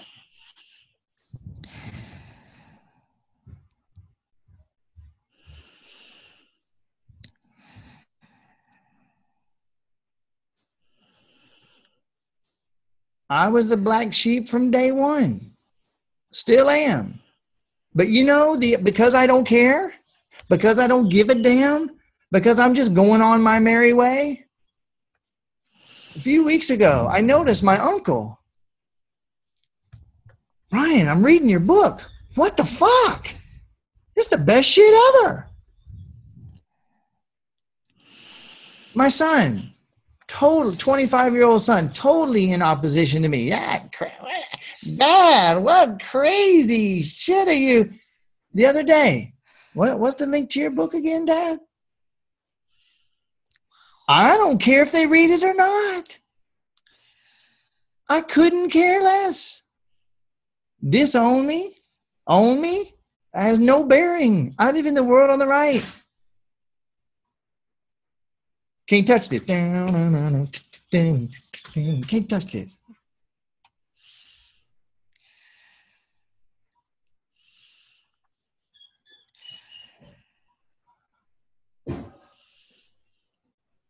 I'm not trying to not care. I don't care. Now, until you don't care, you care. And when you care, that means there's feelings that matter. They show up as matter. And eventually they show up as x-rays. Something on x-rays. Leading to prescription drugs.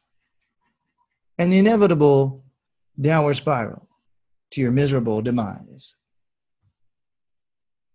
Or not. And you're choosing it, not them. Close your eyes, Renita. Drop into your belly. Drop all the way down in there. And say, I'm afraid they'll disown me. I'm afraid they'll disown me. And now say, I'm afraid I'll disown me. I'm afraid I'll disown me. I'm afraid I already disowned me. I'm afraid I'll already disown me. Feel all that. What if you choose peace?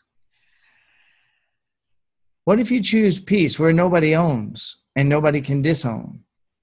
And even if they think they can, it's irrelevant to you.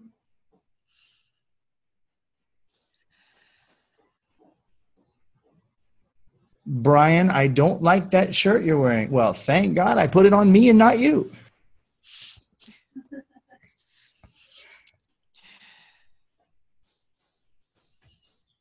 I don't like your haircut, Brian. Awesome. I'll tell my barber to keep doing me and not you.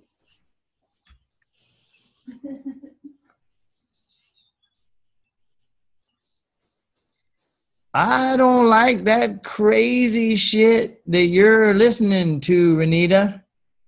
Oh, great. Don't listen. I'll put on headphones so it doesn't bother you.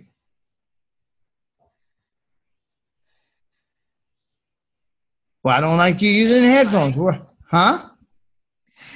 I don't like what you told me. All righty then. Awesome. Awesome. Awesome. Don't really care anymore. Right. Don't care. And you got to let them off the hook too. You got to quit trying to own them. Okay.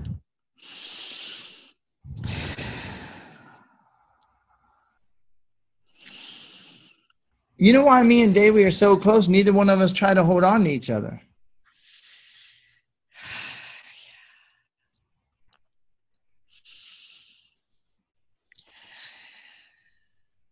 We just keep getting closer and closer every day.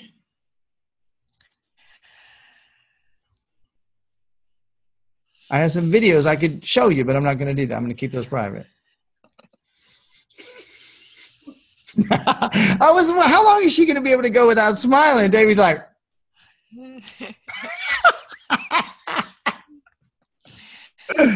oh man, you can't have closeness when you're holding on to somebody. Right. Oh, exactly.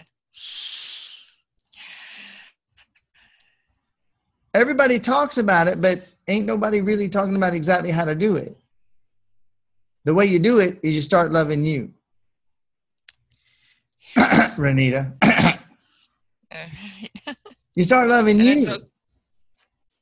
Huh? And it's okay if my son keeps trying to control my grandkids. That is so okay, because if they didn't fucking want it, they wouldn't have chosen him as a dad. Exactly. If they didn't want to be controlled, they wouldn't have chosen him as a dad. Right.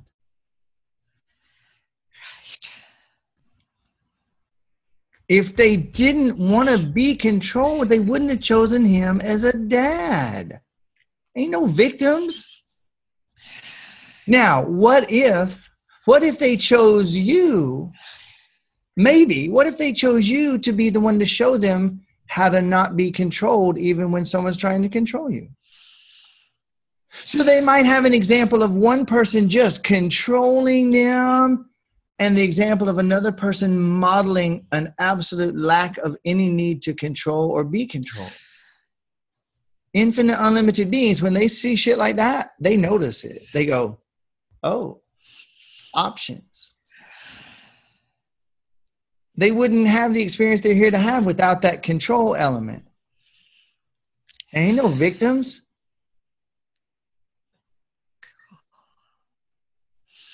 And this is the weirdest thing, because if I walked around the corner and somebody was trying to rape a child, I'd probably jump in the middle with whatever weapon was available and put an end to it.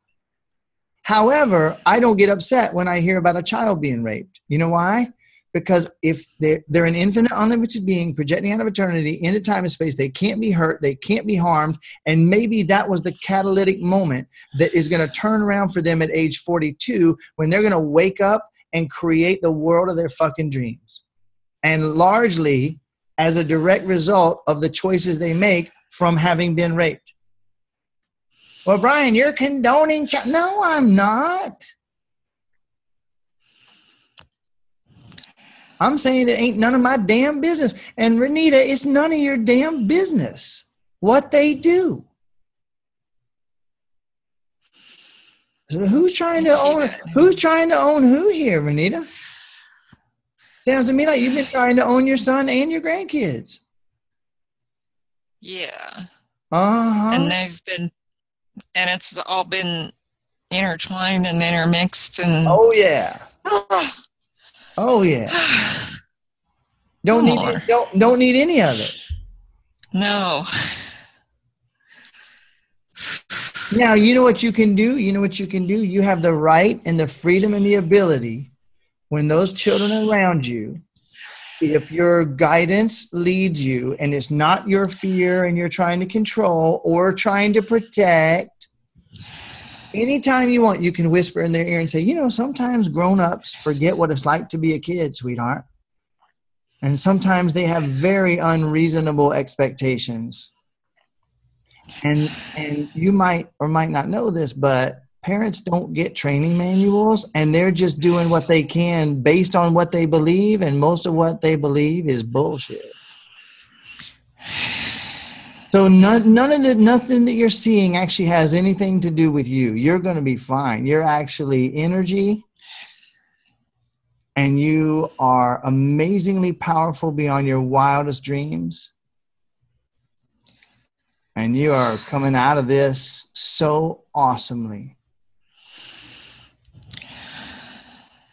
You can whisper in their ear anytime you want and give them a little nudge. Because, you know, you go back to your most traumatic moment in life, and there was at 2 years of age, 3 years of age, and there was nobody around to explain it to you. But if someone could have just stepped down lovingly and gently and whispered in your ear, not to protect you, not to save you, not because you're weak and frail, just a reminder, hey, listen, check it out. Adults are fucking crazy as shit. They have unreasonable expectations. They've forgotten what it's like to be a child, and they're doing all this shit. And they say things, and sometimes you think that there's something wrong with you or that you did. Listen, that's just their shit. They have no idea. If they could do better, they would. They've forgotten that they have infinite love and you have infinite love. I'm just reminding you, have a good day. All good. You'll get through this fine. You would, you know what you would have done in that moment? You would have exhaled then the exhale that you're exhaling 45 years later right now. Yeah. And you wouldn't have carried that shit around. So you have that gift to give them if you want to. Well, if you give it to yourself, you will.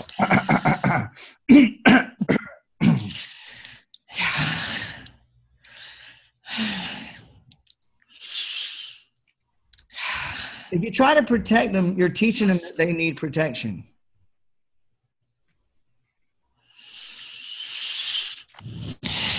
Yeah, that's what I've been doing all along. That is what you've been doing. That's right.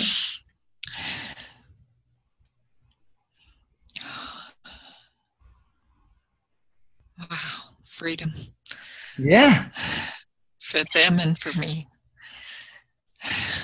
Freedom!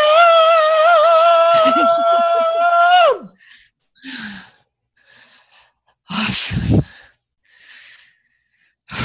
Yeah, let them go. Renita, if my children, all 6 of them, if my kids were on an airplane right now and the plane went down in smoke, they would be fine. And I would be fine. Brian, you don't love your kids. No, I love them so much, I let them be the infinite, unlimited beings they are. Would I miss them? There would be times when I would be feeling that I'm missing them. Other times I'd just be loving them like I do now. They ain't physical.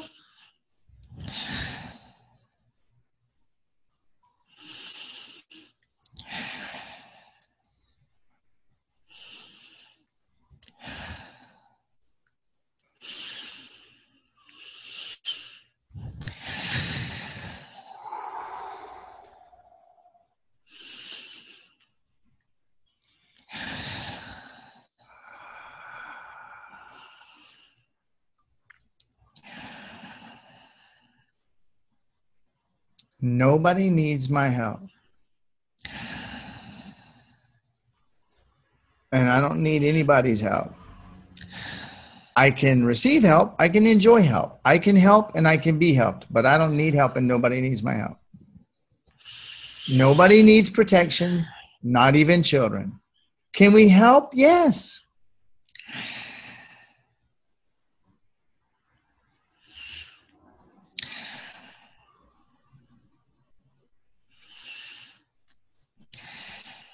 If I'm walking by and a child is being yelled at and their father is saying, "You stupid fucking idiot, you did that shit again," and I'm walking by and I hear it, it was for me. It was for me. And so based on the involvement that I'm able to have and the guidance that I feel, I might look at that child and go,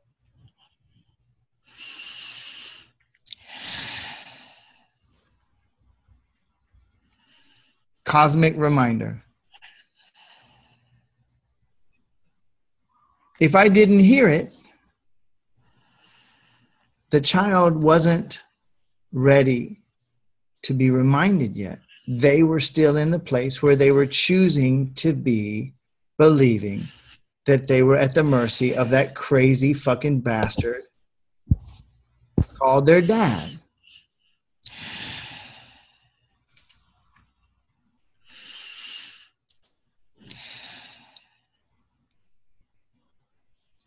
I just got to say, I love when I see the realization dawn like that. I love that. Nice one, baby. That pretty little thing can burp, y'all.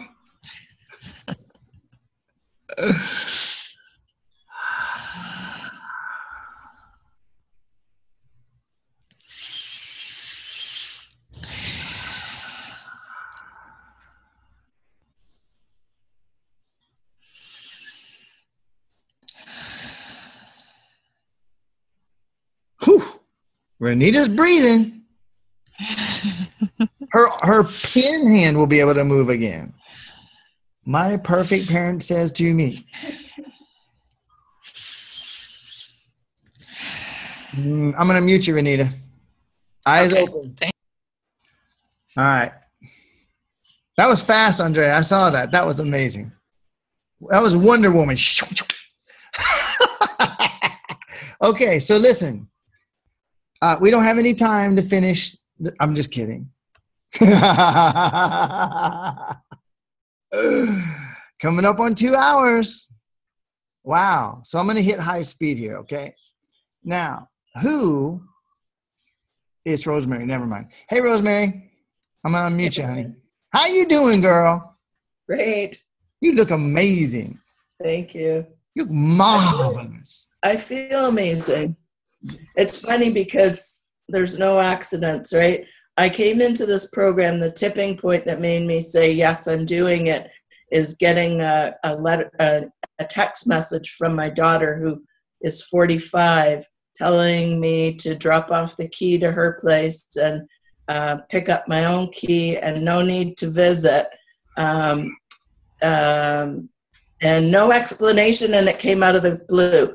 So I had no warning signs that she was upset with me for any reason. And at the time, I felt really hurt. And I knew that I wanted not to have that kind of response. And I knew that the answer was in this program. And as we've been going through, I've been gradually just going, you know what? Like, I don't know why it happened. I can make up a whole bunch of reasons, but I don't have any need to have a reason. It happened, and I just let it go. And we've had Mother's Day and her birthday, and I've sent her a happy Mother's Day, a happy birthday message, and just been at peace with what is. So it was so interesting that Renita brought this up today. Wow. Because I truly was able to get to that place of just, it just is what it is. And just like you said, you know what? If I acted on what I thought it was, I said no to something she wanted me to do. I would not do it. She knew that she wasn't going to get me to agree. So I think that she thought dropping me would do it. But I'm not going to do it. And I'm not going to fret about it. And if she wants to come back, she'll be very loved. And if she doesn't want to come back, she's still very loved. Amen. So it is possible, Renita. It is really possible. And, I don't sit around bemoaning it either. I'm just moving on with my life. Oh my God. Amen. Amen. Okay. My 12-year-old Nathan right now, it's the weirdest thing. He and I were the closest father and son I have ever seen. And one day, well, he really loves video games. I mean, he really loves video games. And I just finally cold turkey, no more video games when you're with me it's not going to happen. And he decided he wasn't going to come on the weekends anymore. And wow, man, for several reasons, the way things are at his mom's house, several reasons, I felt really sad about that.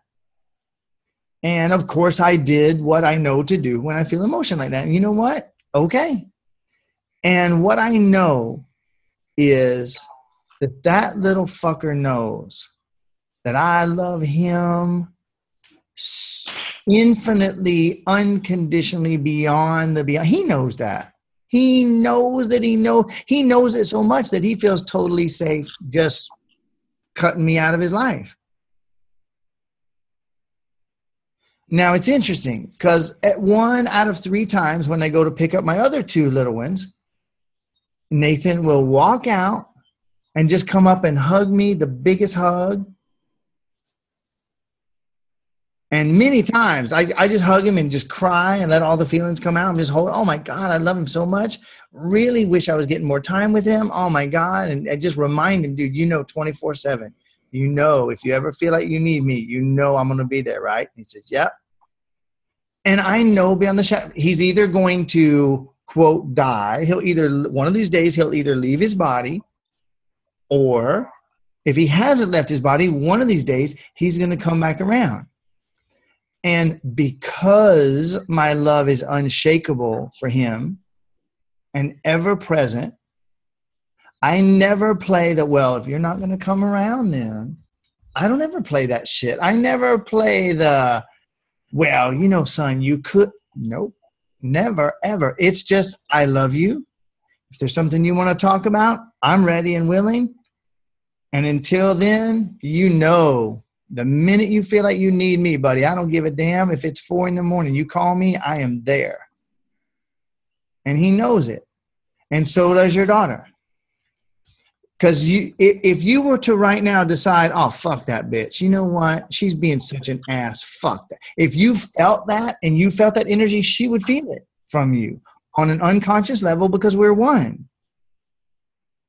The fact that you just love her and she feels it. And you know what?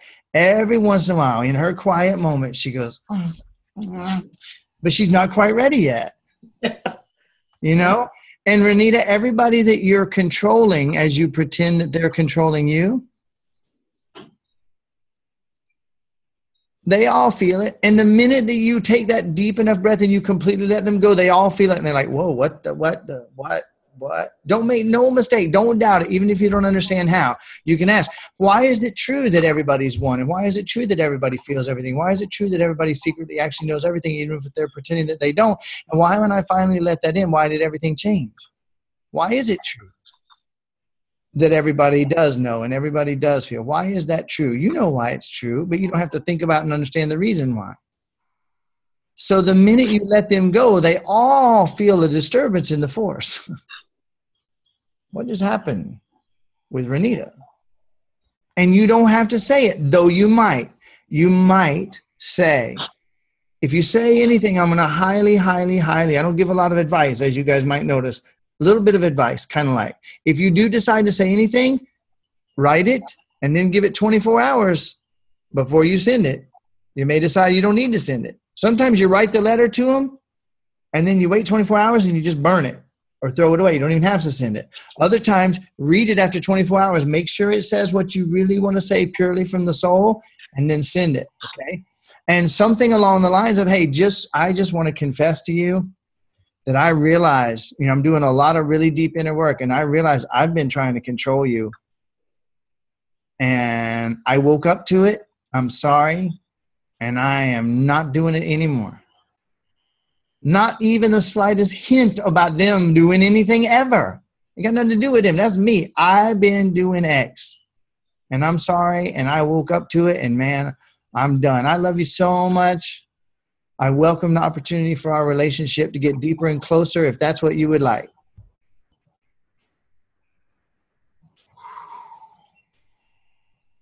Oh, yeah. Oh, yeah.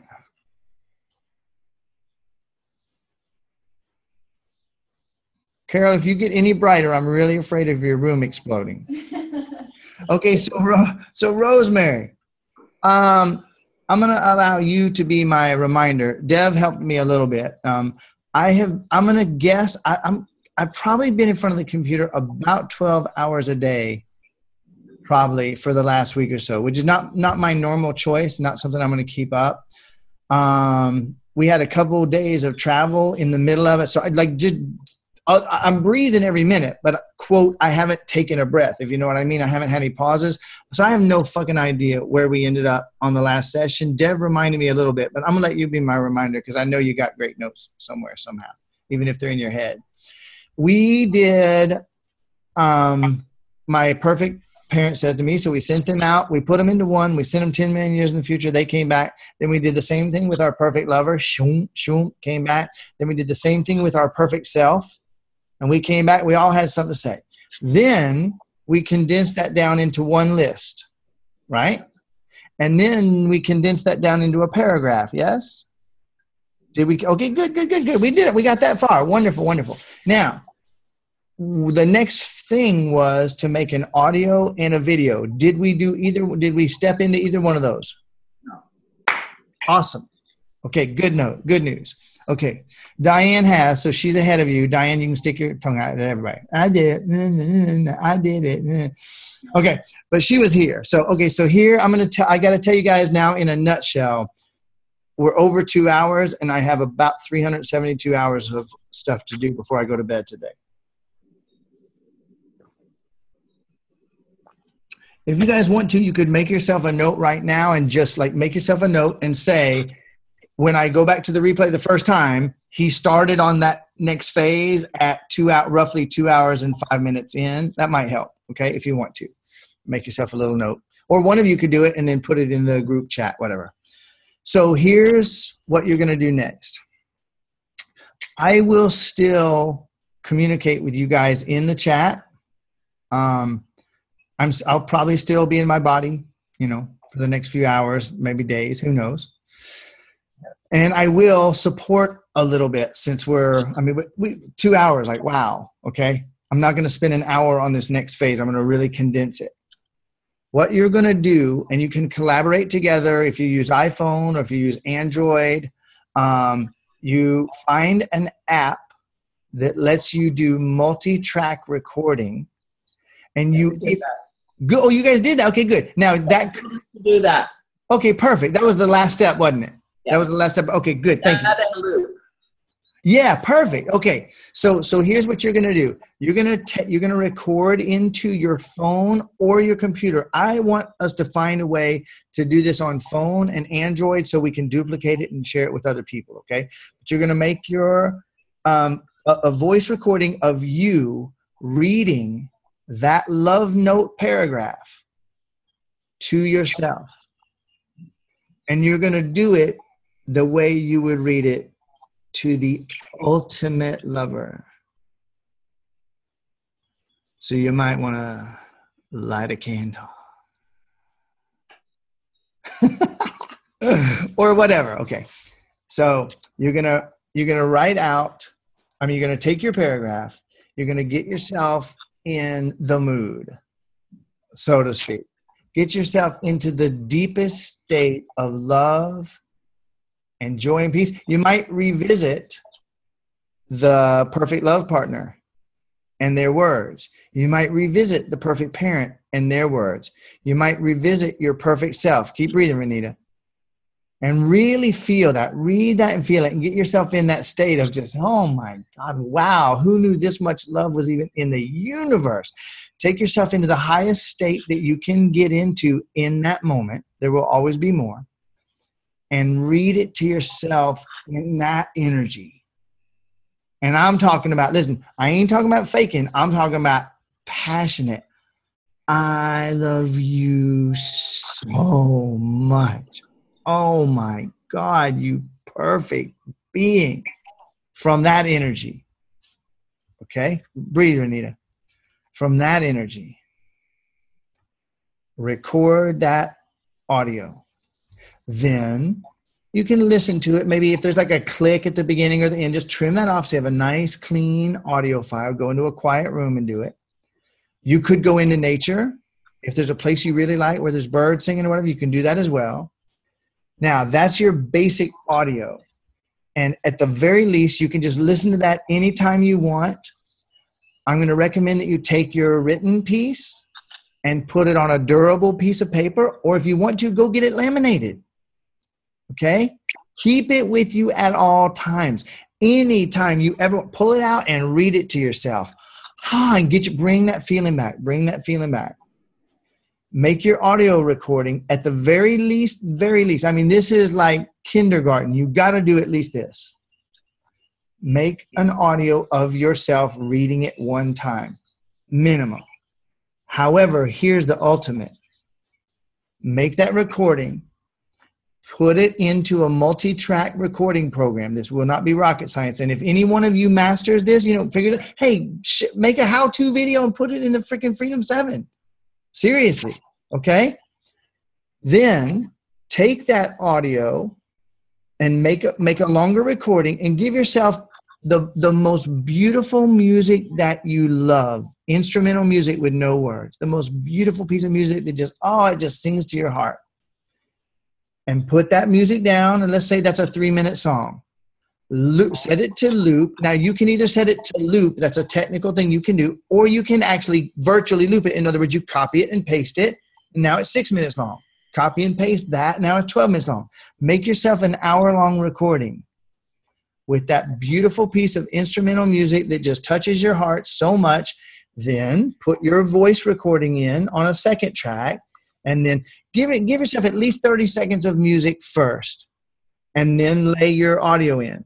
Then copy and paste that and copy and paste that till it's as long as the music. So you have an hour-long loop of your voice message to yourself, an hour of that music. Now you're done with the first piece.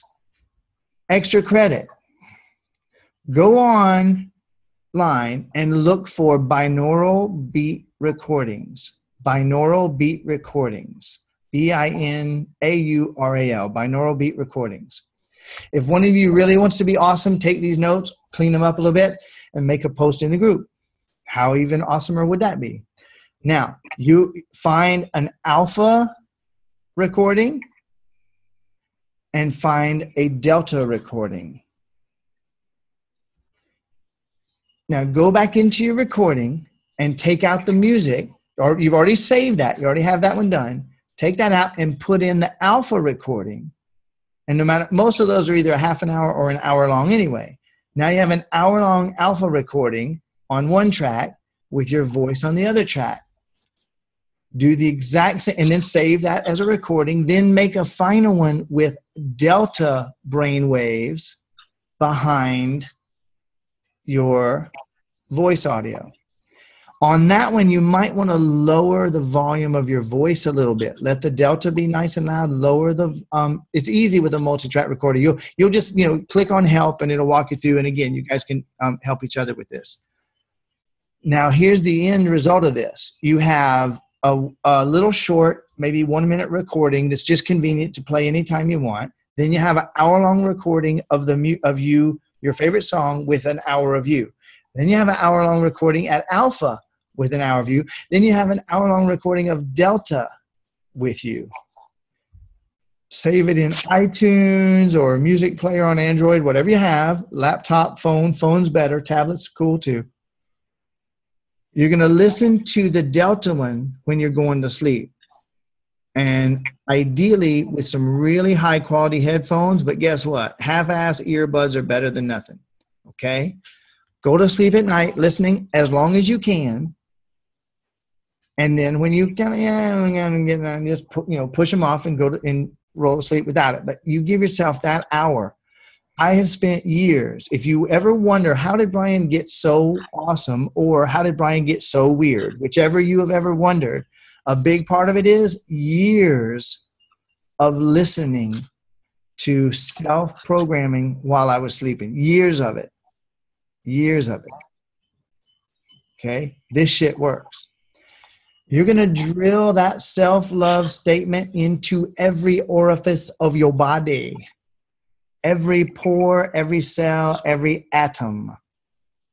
The delta one is for sleep. The alpha one is for whenever you take a break during the day. And then you have the regular one, which doesn't have brain waves that's going to make you not be able to drive a car. Don't listen to the alpha and the delta when you're driving a car or a forklift, those of you who do such things. Okay? That's the whole side of that. Now you can ask me questions in a minute. The most awesomest part of all is I want you to get yourself into that incredible state of self-love. And then take your video camera, your phone, and go somewhere quiet where you won't be disturbed and do this. Hit record, put on video, hit record, get in the mood, and hit record and say, I love you so much, you beautiful, perfect, unlimited being. And give yourself your paragraph on video looking into your sexy, beautiful eyes. To do that, you're going to want to look into your camera so that you don't look weird and cross-eyed on video. Look straight into your camera. Okay, now, imagine next 30 days or so, if you fall asleep listening to the ultimate statement of love that makes you feel, and we know nothing makes us feel, makes you feel the most loved and seen and cherished and cared for and understood and adored and revered and respected and honored. And you hear that when you're going to sleep every night. And you have an alpha one. For any time you take a break in the middle of the day, you put it on for 15 minutes and just... And every once in a while, when you wake up in the morning, when you're going to sleep at night, you look at the frowny fuck beside you, if there is one, and say, I don't care what you think. I love you too much to care what you think. And you hold your phone up, you put your headphones in, and you look in the eyes of that infinite, unlimited, beautiful being who says, I love you so much, you perfect, unlimited being. You are so amazing. You're so talented. Oh my God, I love you so much. And you watch that video 1 or 2 or 3 times, and you feel it and you breathe it so it can get in. You're going to find out you really don't, very quickly, you're going to get to where you don't give a shit what anybody else says or thinks because you're so full of love. Who cares? You don't need to control anybody else. I told you, Rosemary, we were talking about the ultimate self-love here, okay?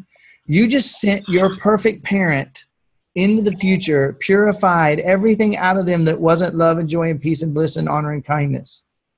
And you brought them back and they gave it to you with both barrels. And you sent your perfect lover out there and they came back and they did it.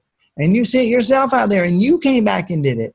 And you blended it into the ultimate statement of love that captures everything that you most want to see and feel and know and hear. And then you stuck it in your eyes and your ears and your butt and your underarms from every angle in every way that you could. Every once in a while, you do the extra deluxe version. You put the headphones in, and while you're listening, you read it to yourself out loud. So it's going into your eyes, into your ears, out through your mouth and buzzing through every cell in your body. Oh my God, I love you so much. You are so perfect. You're so amazing. You're an infinite, unlimited being. I let you off the hook for everything you've ever done. You don't have any wrongs to right or any brokenness to fix. You're perfect just the way you are. I love you so much.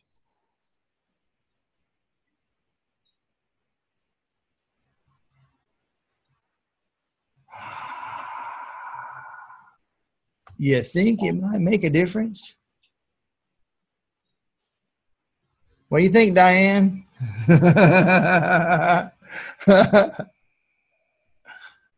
Just keep doing it. Just keep doing it. Now, here's the only don't. Assuming that you did it all with love and passion, the only thing to don't do is don't ever listen to it half-ass and don't ever read it half-ass. Oh, I have time for myself, love. Oh, fuck, I love you. Don't do that.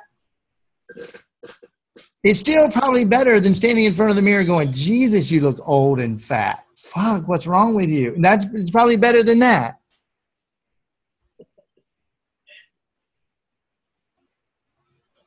Man, crank that love. Tune into Love FM, baby.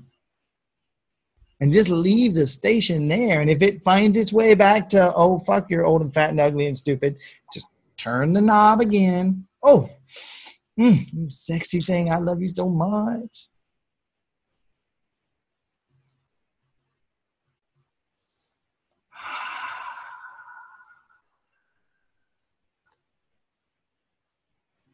I'm done.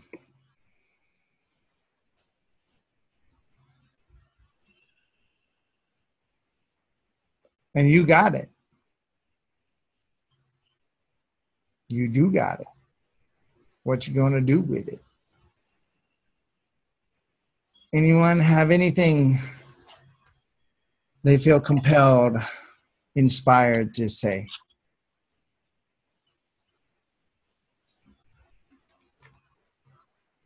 Go, Andrea.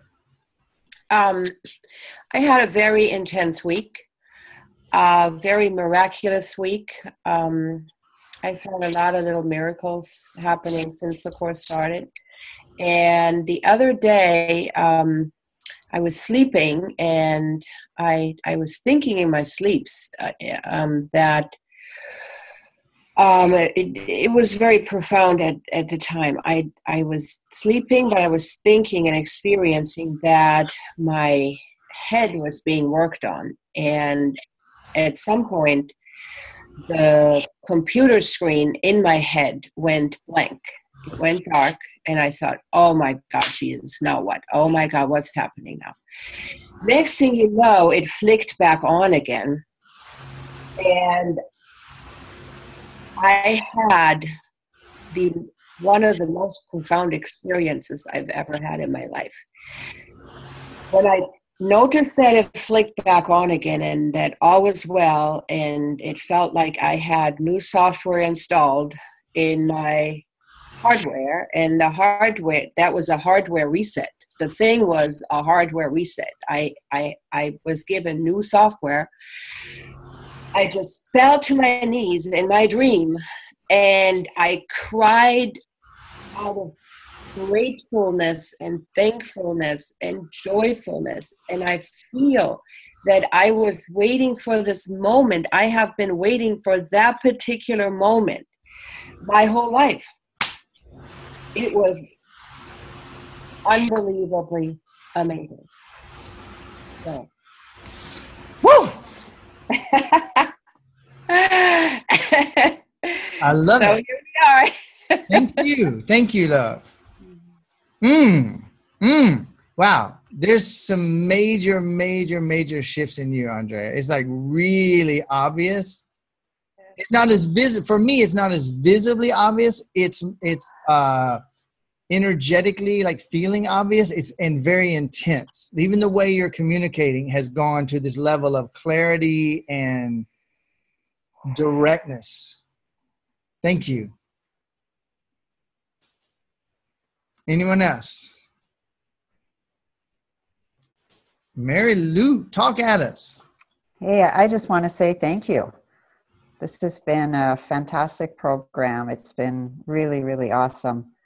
I got a lot out of it, and there's still a lot to get. But even today with Renita and Carol and just the stories that you told, I was like, oh my God, I'm still getting it. Yeah. So, thank you so much. It's been a fantastic program. And I'm just super excited about having done it. Thank you. And it was great working with everybody. and hearing your stories. Truly, what a group, man. Yeah. First Freedom 7 ever.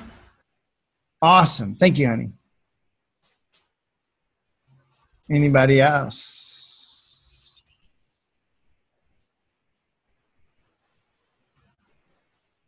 All right. Ooh, Renita. What you got, sister? Well, I also want to thank you because I know I have made waves, but I know I got lots more to make, and I'm going to do it. And I just, it just makes me feel good. I was thinking back to, some of the things I'd forgotten, and, I have come a long ways. And now today I know it's going to go further. Yeah. And just keep listening to all the calls and everything. Yeah, I'm excited of what's going to happen in the future. Me too, especially after this one. Especially. Right. Thank you, Renita. Thank you. All right. I don't know. I don't put people on the spot. Dev, I felt 2 or 3 times. I did too, but I felt it 3 times, and the 3rd time I listened. Do you have anything? Should I come by you? Whatever you want to do. Okay. I had a feeling. I felt like 2 or 3 times you started. Was I wrong? No, but I still sure. Hi. This is a better camera. Let me help. Vertically challenged. There you go. I am so grateful to have been able to participate mostly silently, and I've received a lot of value within myself too, like epiphanies that haven't left and shifts that continue to expand. So yeah, this has been a real deal experience for me to have with Brian and you guys. So I'm super stoked that I was able to participate. Thank you, baby. I want to stay here now. Okay.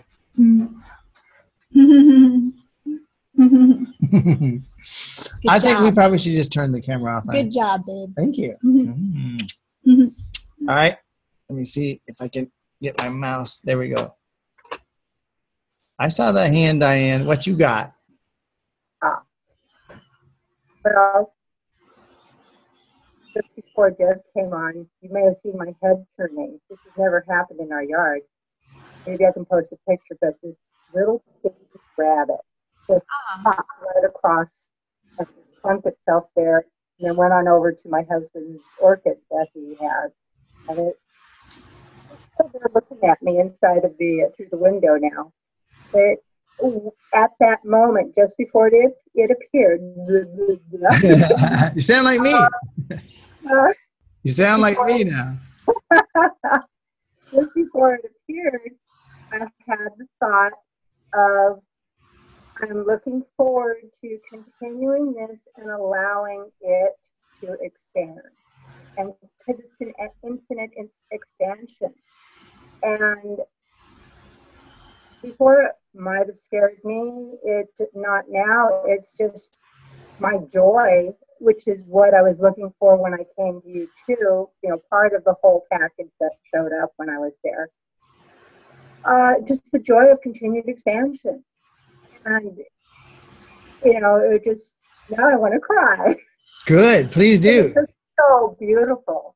And the infinite joy, and seeing, where you've come, where you are, and what you shared today with the continued work and listening to yourself, and the love that you pour out to yourself as well as to me and to everybody else. It's just awesome, and I'm sure a better word will come along. It's just awesome. So thank you very, very much. And I wanted to say thank you to all the other ladies on the program too for, I'm joining in later, and you are all so beautiful, and thank you so much. Just appreciate everything since I've met all of you. It's just ad infinitum expansion for me, just seeing your expansion as well. So thank you.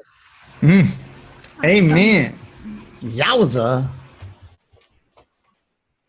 Thank you, Diane.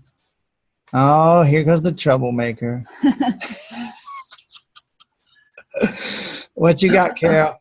Well, I did thank you already, but I want to thank you again. And I really, truly do not think I'm being overly dramatic when I say I think you truly saved my life. I truly believe you saved my life. This stuff would have physically, I truly believe that what doesn't get expressed emotionally just gets denser and denser and denser. Yeah. And so I know that this would have been something that would have not been good. So I am so appreciative because I didn't know it was in me. I thought I was doing great. Yeah. Thank you.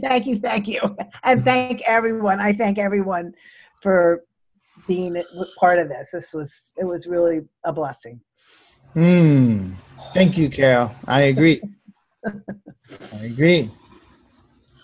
Now here's the real troublemaker. Look at this. Here it comes. Hey, Rosemary. Oh, I just have to add my infinite thanks. It's been an awesome, wonderful program, and I know I'm going to sign up for another one. I can just feel it. Woo! Yeah. You are welcome. Yeah. You're welcome too. Yeah. It really is life transforming, and I love just the inner peace, the tension that, like you, Carol, thinking I could breathe. I never breathed to the depths that I breathe now. And I never was aware of how much nervousness was inside of my system. Yes. And so, this past week, especially because there's been so many really long sessions, so I've breathed for 2.5 and 3.5 hours. I really noticed that cravings have left, and I can just eat a regular amount of food, and I'm happy with that. And it's just so peaceful inside my body. So, wow, I love it. That's such an just that idea, the fact of me holding you guys on here so long. If you're not breathing, you get busted, right? Because somebody notices. It's like, oh shit. And all right, now thank you, Rosemary. I want to thank everybody for showing up. Renita, thank you for showing up. And I mean showing up not just in the program, but showing up in the program. And Mary Lou, beautiful. Thank you. Andrea, thank you. Carol, especially the last couple weeks. And having the courage to do it. A lot of people would have just ended the program. It wasn't everything that I thought it was. That's the easy way out. Of course, it sucks because then you have to do it again. So that was really a beautiful, courageous thing. Diane, I'm so grateful. Like just timing, synchronicity, the magic of it all, us finishing when we did, and you getting to get these few, quote, extra hours with me, with us, and with this group. How cool is that?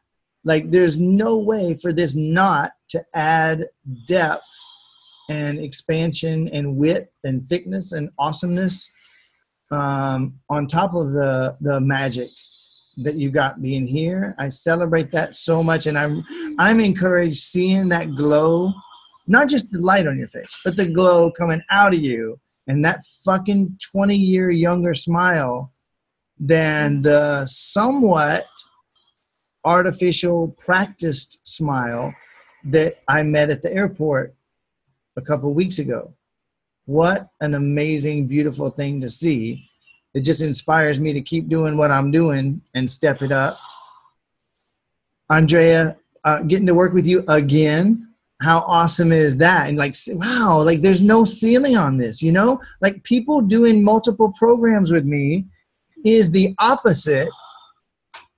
I mean, okay, how many normally you do a program that doesn't work, you don't do it again.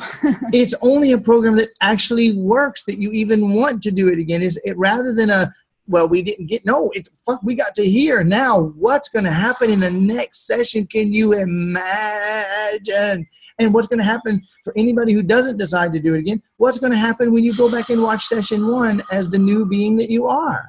Holy crap. I'll bring you back on, Andre, just one sec. Rosemary, I'm going to tell you something, woman. You inspired me in a lot of ways. When I saw your first video where you said, I've watched the first session 30 times, I was like, you know what? That's a fucking rock star. Me and Dev, we watched your video, and I'm not kidding now. We were like howling. We're like, oh, and every sentence that you went on, it's like, oh my God, this woman is eating this alive. And it's so encouraging. Now, right now, some mind could kick in and say, I'm not assuming anything. Renita, part of you could think right now, well, she went at it more than I did. Boy, you went at it exactly perfectly, exactly the way you did for exactly what you were ready for and the things that you were facing. Okay? I'm glad, I'm grateful Rosemary was here to kind of encourage everybody else by being as fanatical and as fuck no, I'm getting what I came for. Okay? That is awesome. So thank you, Rosemary. And thank you, Dev, for bringing me water. Thank you for being on every session and encouraging and supporting and smiling, and mostly for breathing. Has anybody noticed this? Every session, when I have somebody come here and spend 4 days, she sits beside us and there's a constant sound of, with that gorgeous smile happening with it. And supporting everything. So even in the silence, you really were so helpful, honey. Thank you. Mwah. By the way, did anybody notice this? Look what she's wearing. Look at those plumerias. Is that amazing? I was like, man, she smells like a flower today. And then I looked down and saw she was wearing that. All right, Andrea, what you got? Well, I would like to say thank you as well, of course.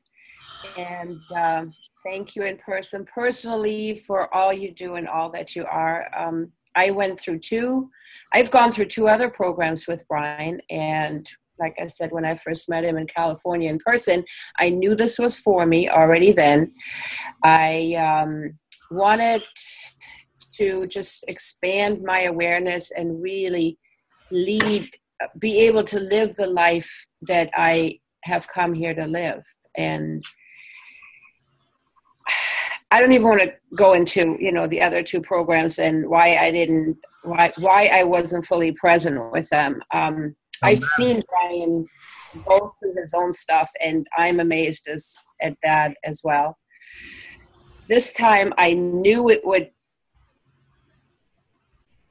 cause a big shift because I wanted it to, and I took it seriously. And maybe the combination of who was on here and everybody's stories, and I felt safe and protected. And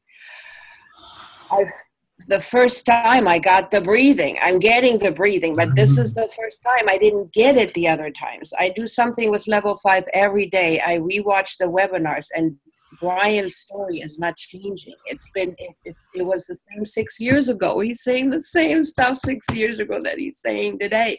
And it's sinking in, and I'm letting it sink in. And I love for it to sink in. I want it to sink in. On my spell break that I had a few weeks ago here live, I felt something leave me out of my middle, and it came out the top. At the same time, my waist came together. And since then, I have physical changes. My waist looks smaller. I feel I lost circumference from my waist. My abs look fantastic. Woo! Usually after some of my workouts, I have some hip flexor, tension, tightness, a little bit of something. I used to have a little back issue. I don't have those anymore. I don't feel nearly the soreness after my workouts. So I do have quite a bit of physical changes. And I've been meaning to try on a pair of jeans that I haven't worn in a long time.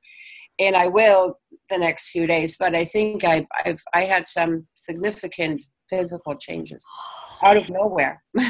Awesome. Now, I didn't say this, but anybody losing weight during the program, there is a $500 surcharge billed at the end for the level 5 weight loss module that I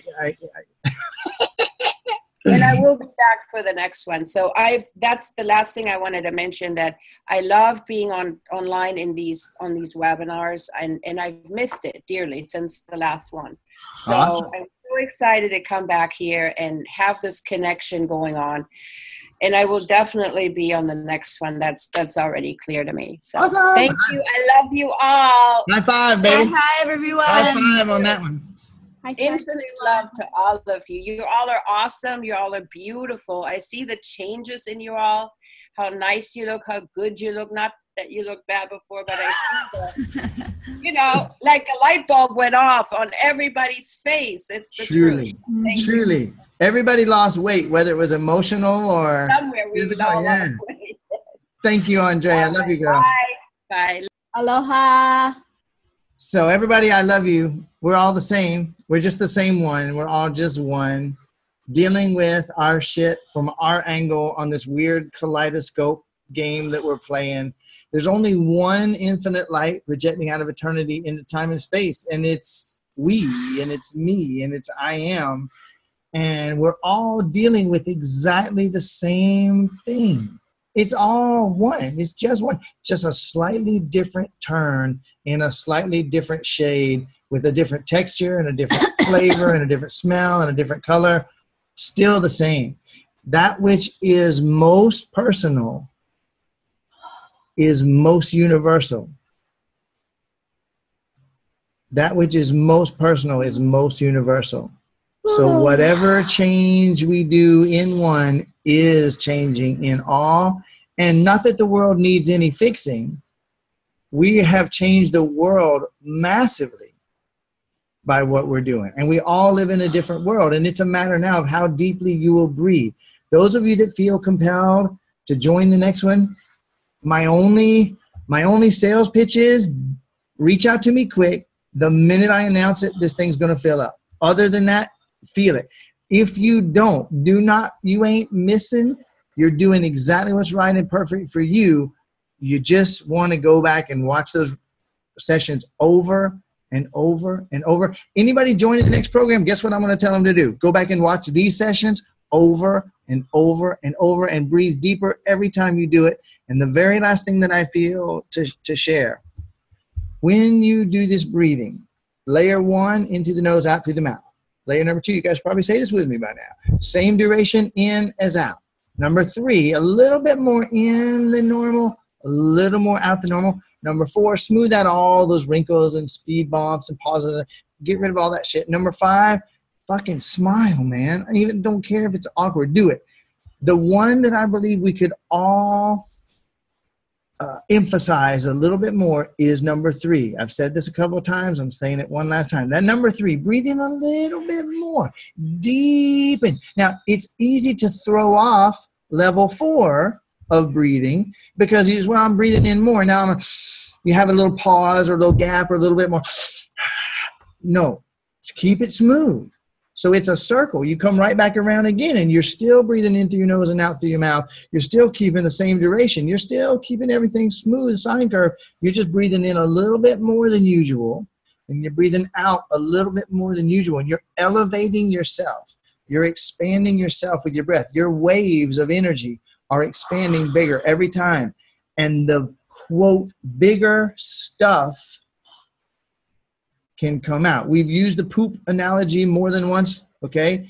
If you got a crap and you got a big crap, ain't no point sitting on the commode and squeezing your butt. That's not gonna work, okay? Relax, let it do its thing, right?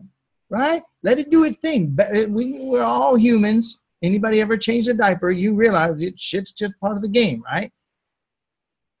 Let it out.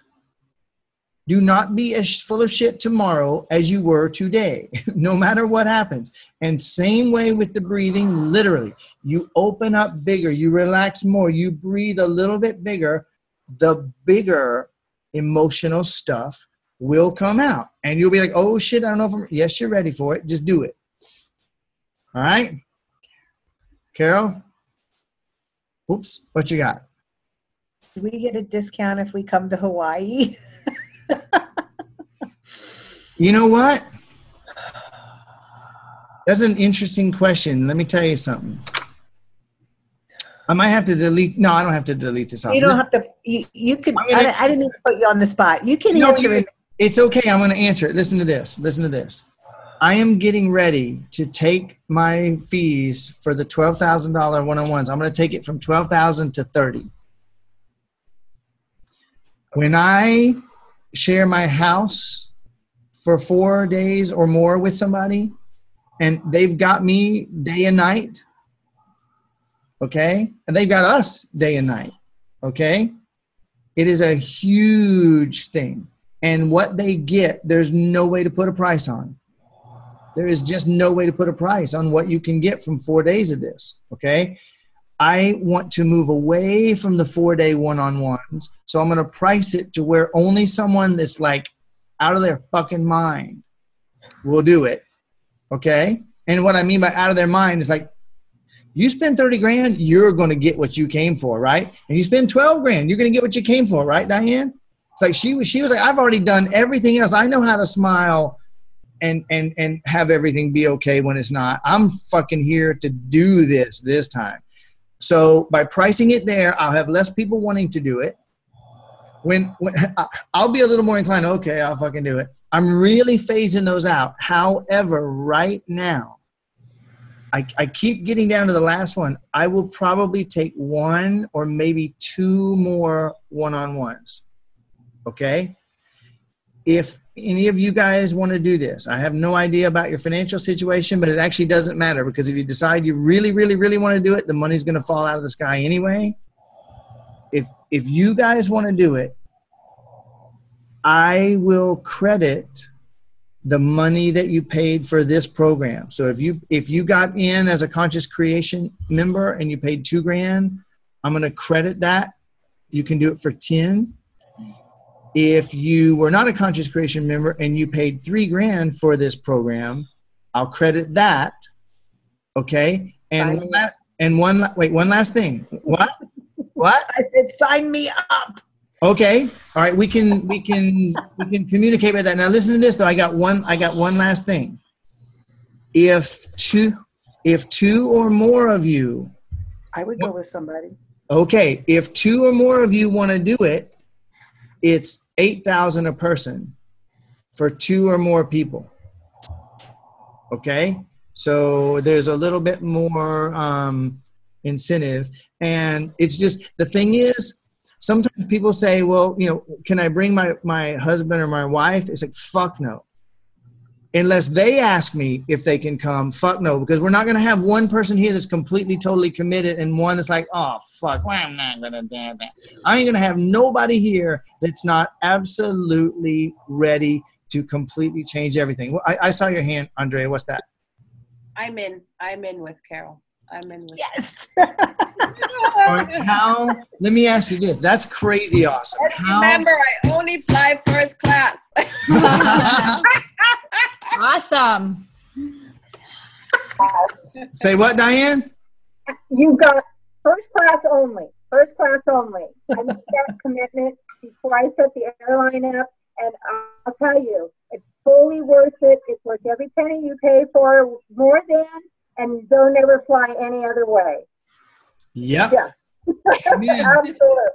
It's so worth it. And if you shop, you can totally get flying from the West Coast, Hawaiian or Alaska are both the best. And Alaska usually has the best for first class. So if you want to fly from where you are to Oakland or LAX, sometimes Oakland and San Francisco or Seattle are cheaper. And then with Alaskan, sometimes you can upgrade to first class, 6-hour flight, and you can upgrade to first class for like $150. It's pretty amazing. Okay. So let me ask you this. Guys, they said this, and we'll talk more about it later. I just want to ask one question. Can you guys act pretty quickly on like setting a date? You have the ability to pretty much do it when you want to, because I want to get these done as soon as possible.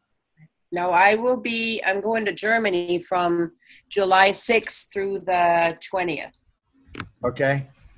Late July would really be the best. We could look at early August, but sooner is way, way, way better. So let's for me, my daughter's going to be away from July 21st to August 6th. So somewhere in that window, would that work? That's perfect. So listen, let's do this. I'll start a little group chat with you two and me and Dewi. Okay. Anybody else, if you get the crazy hair and you feel it, let's do it. You know what? The whole time through this webinar, I was already saying, why is my private session or the 4 days already done and paid for? Why is it already done and paid for? I said that the whole time through this session. Wow. Why is it already done deal? Amazing and awesome. Wow, what a session, you guys. Love you all. Right, so Andre and Carol, I'll communicate with you. You guys know how to reach me on Facebook. As far as this program, reach out to me today. And I'll set up a chat for the four of us. I love you. You're awesome. You're amazing. You're infinite, unlimited being, projecting out of eternity into time and space. You have no flaws, no brokenness, no wrongness, no sickness. There ain't nothing to fix. There ain't nothing to heal. It's just a matter of letting that shit go and expanding. I love you. Love you guys, girls. Beans. Aloha. Aloha.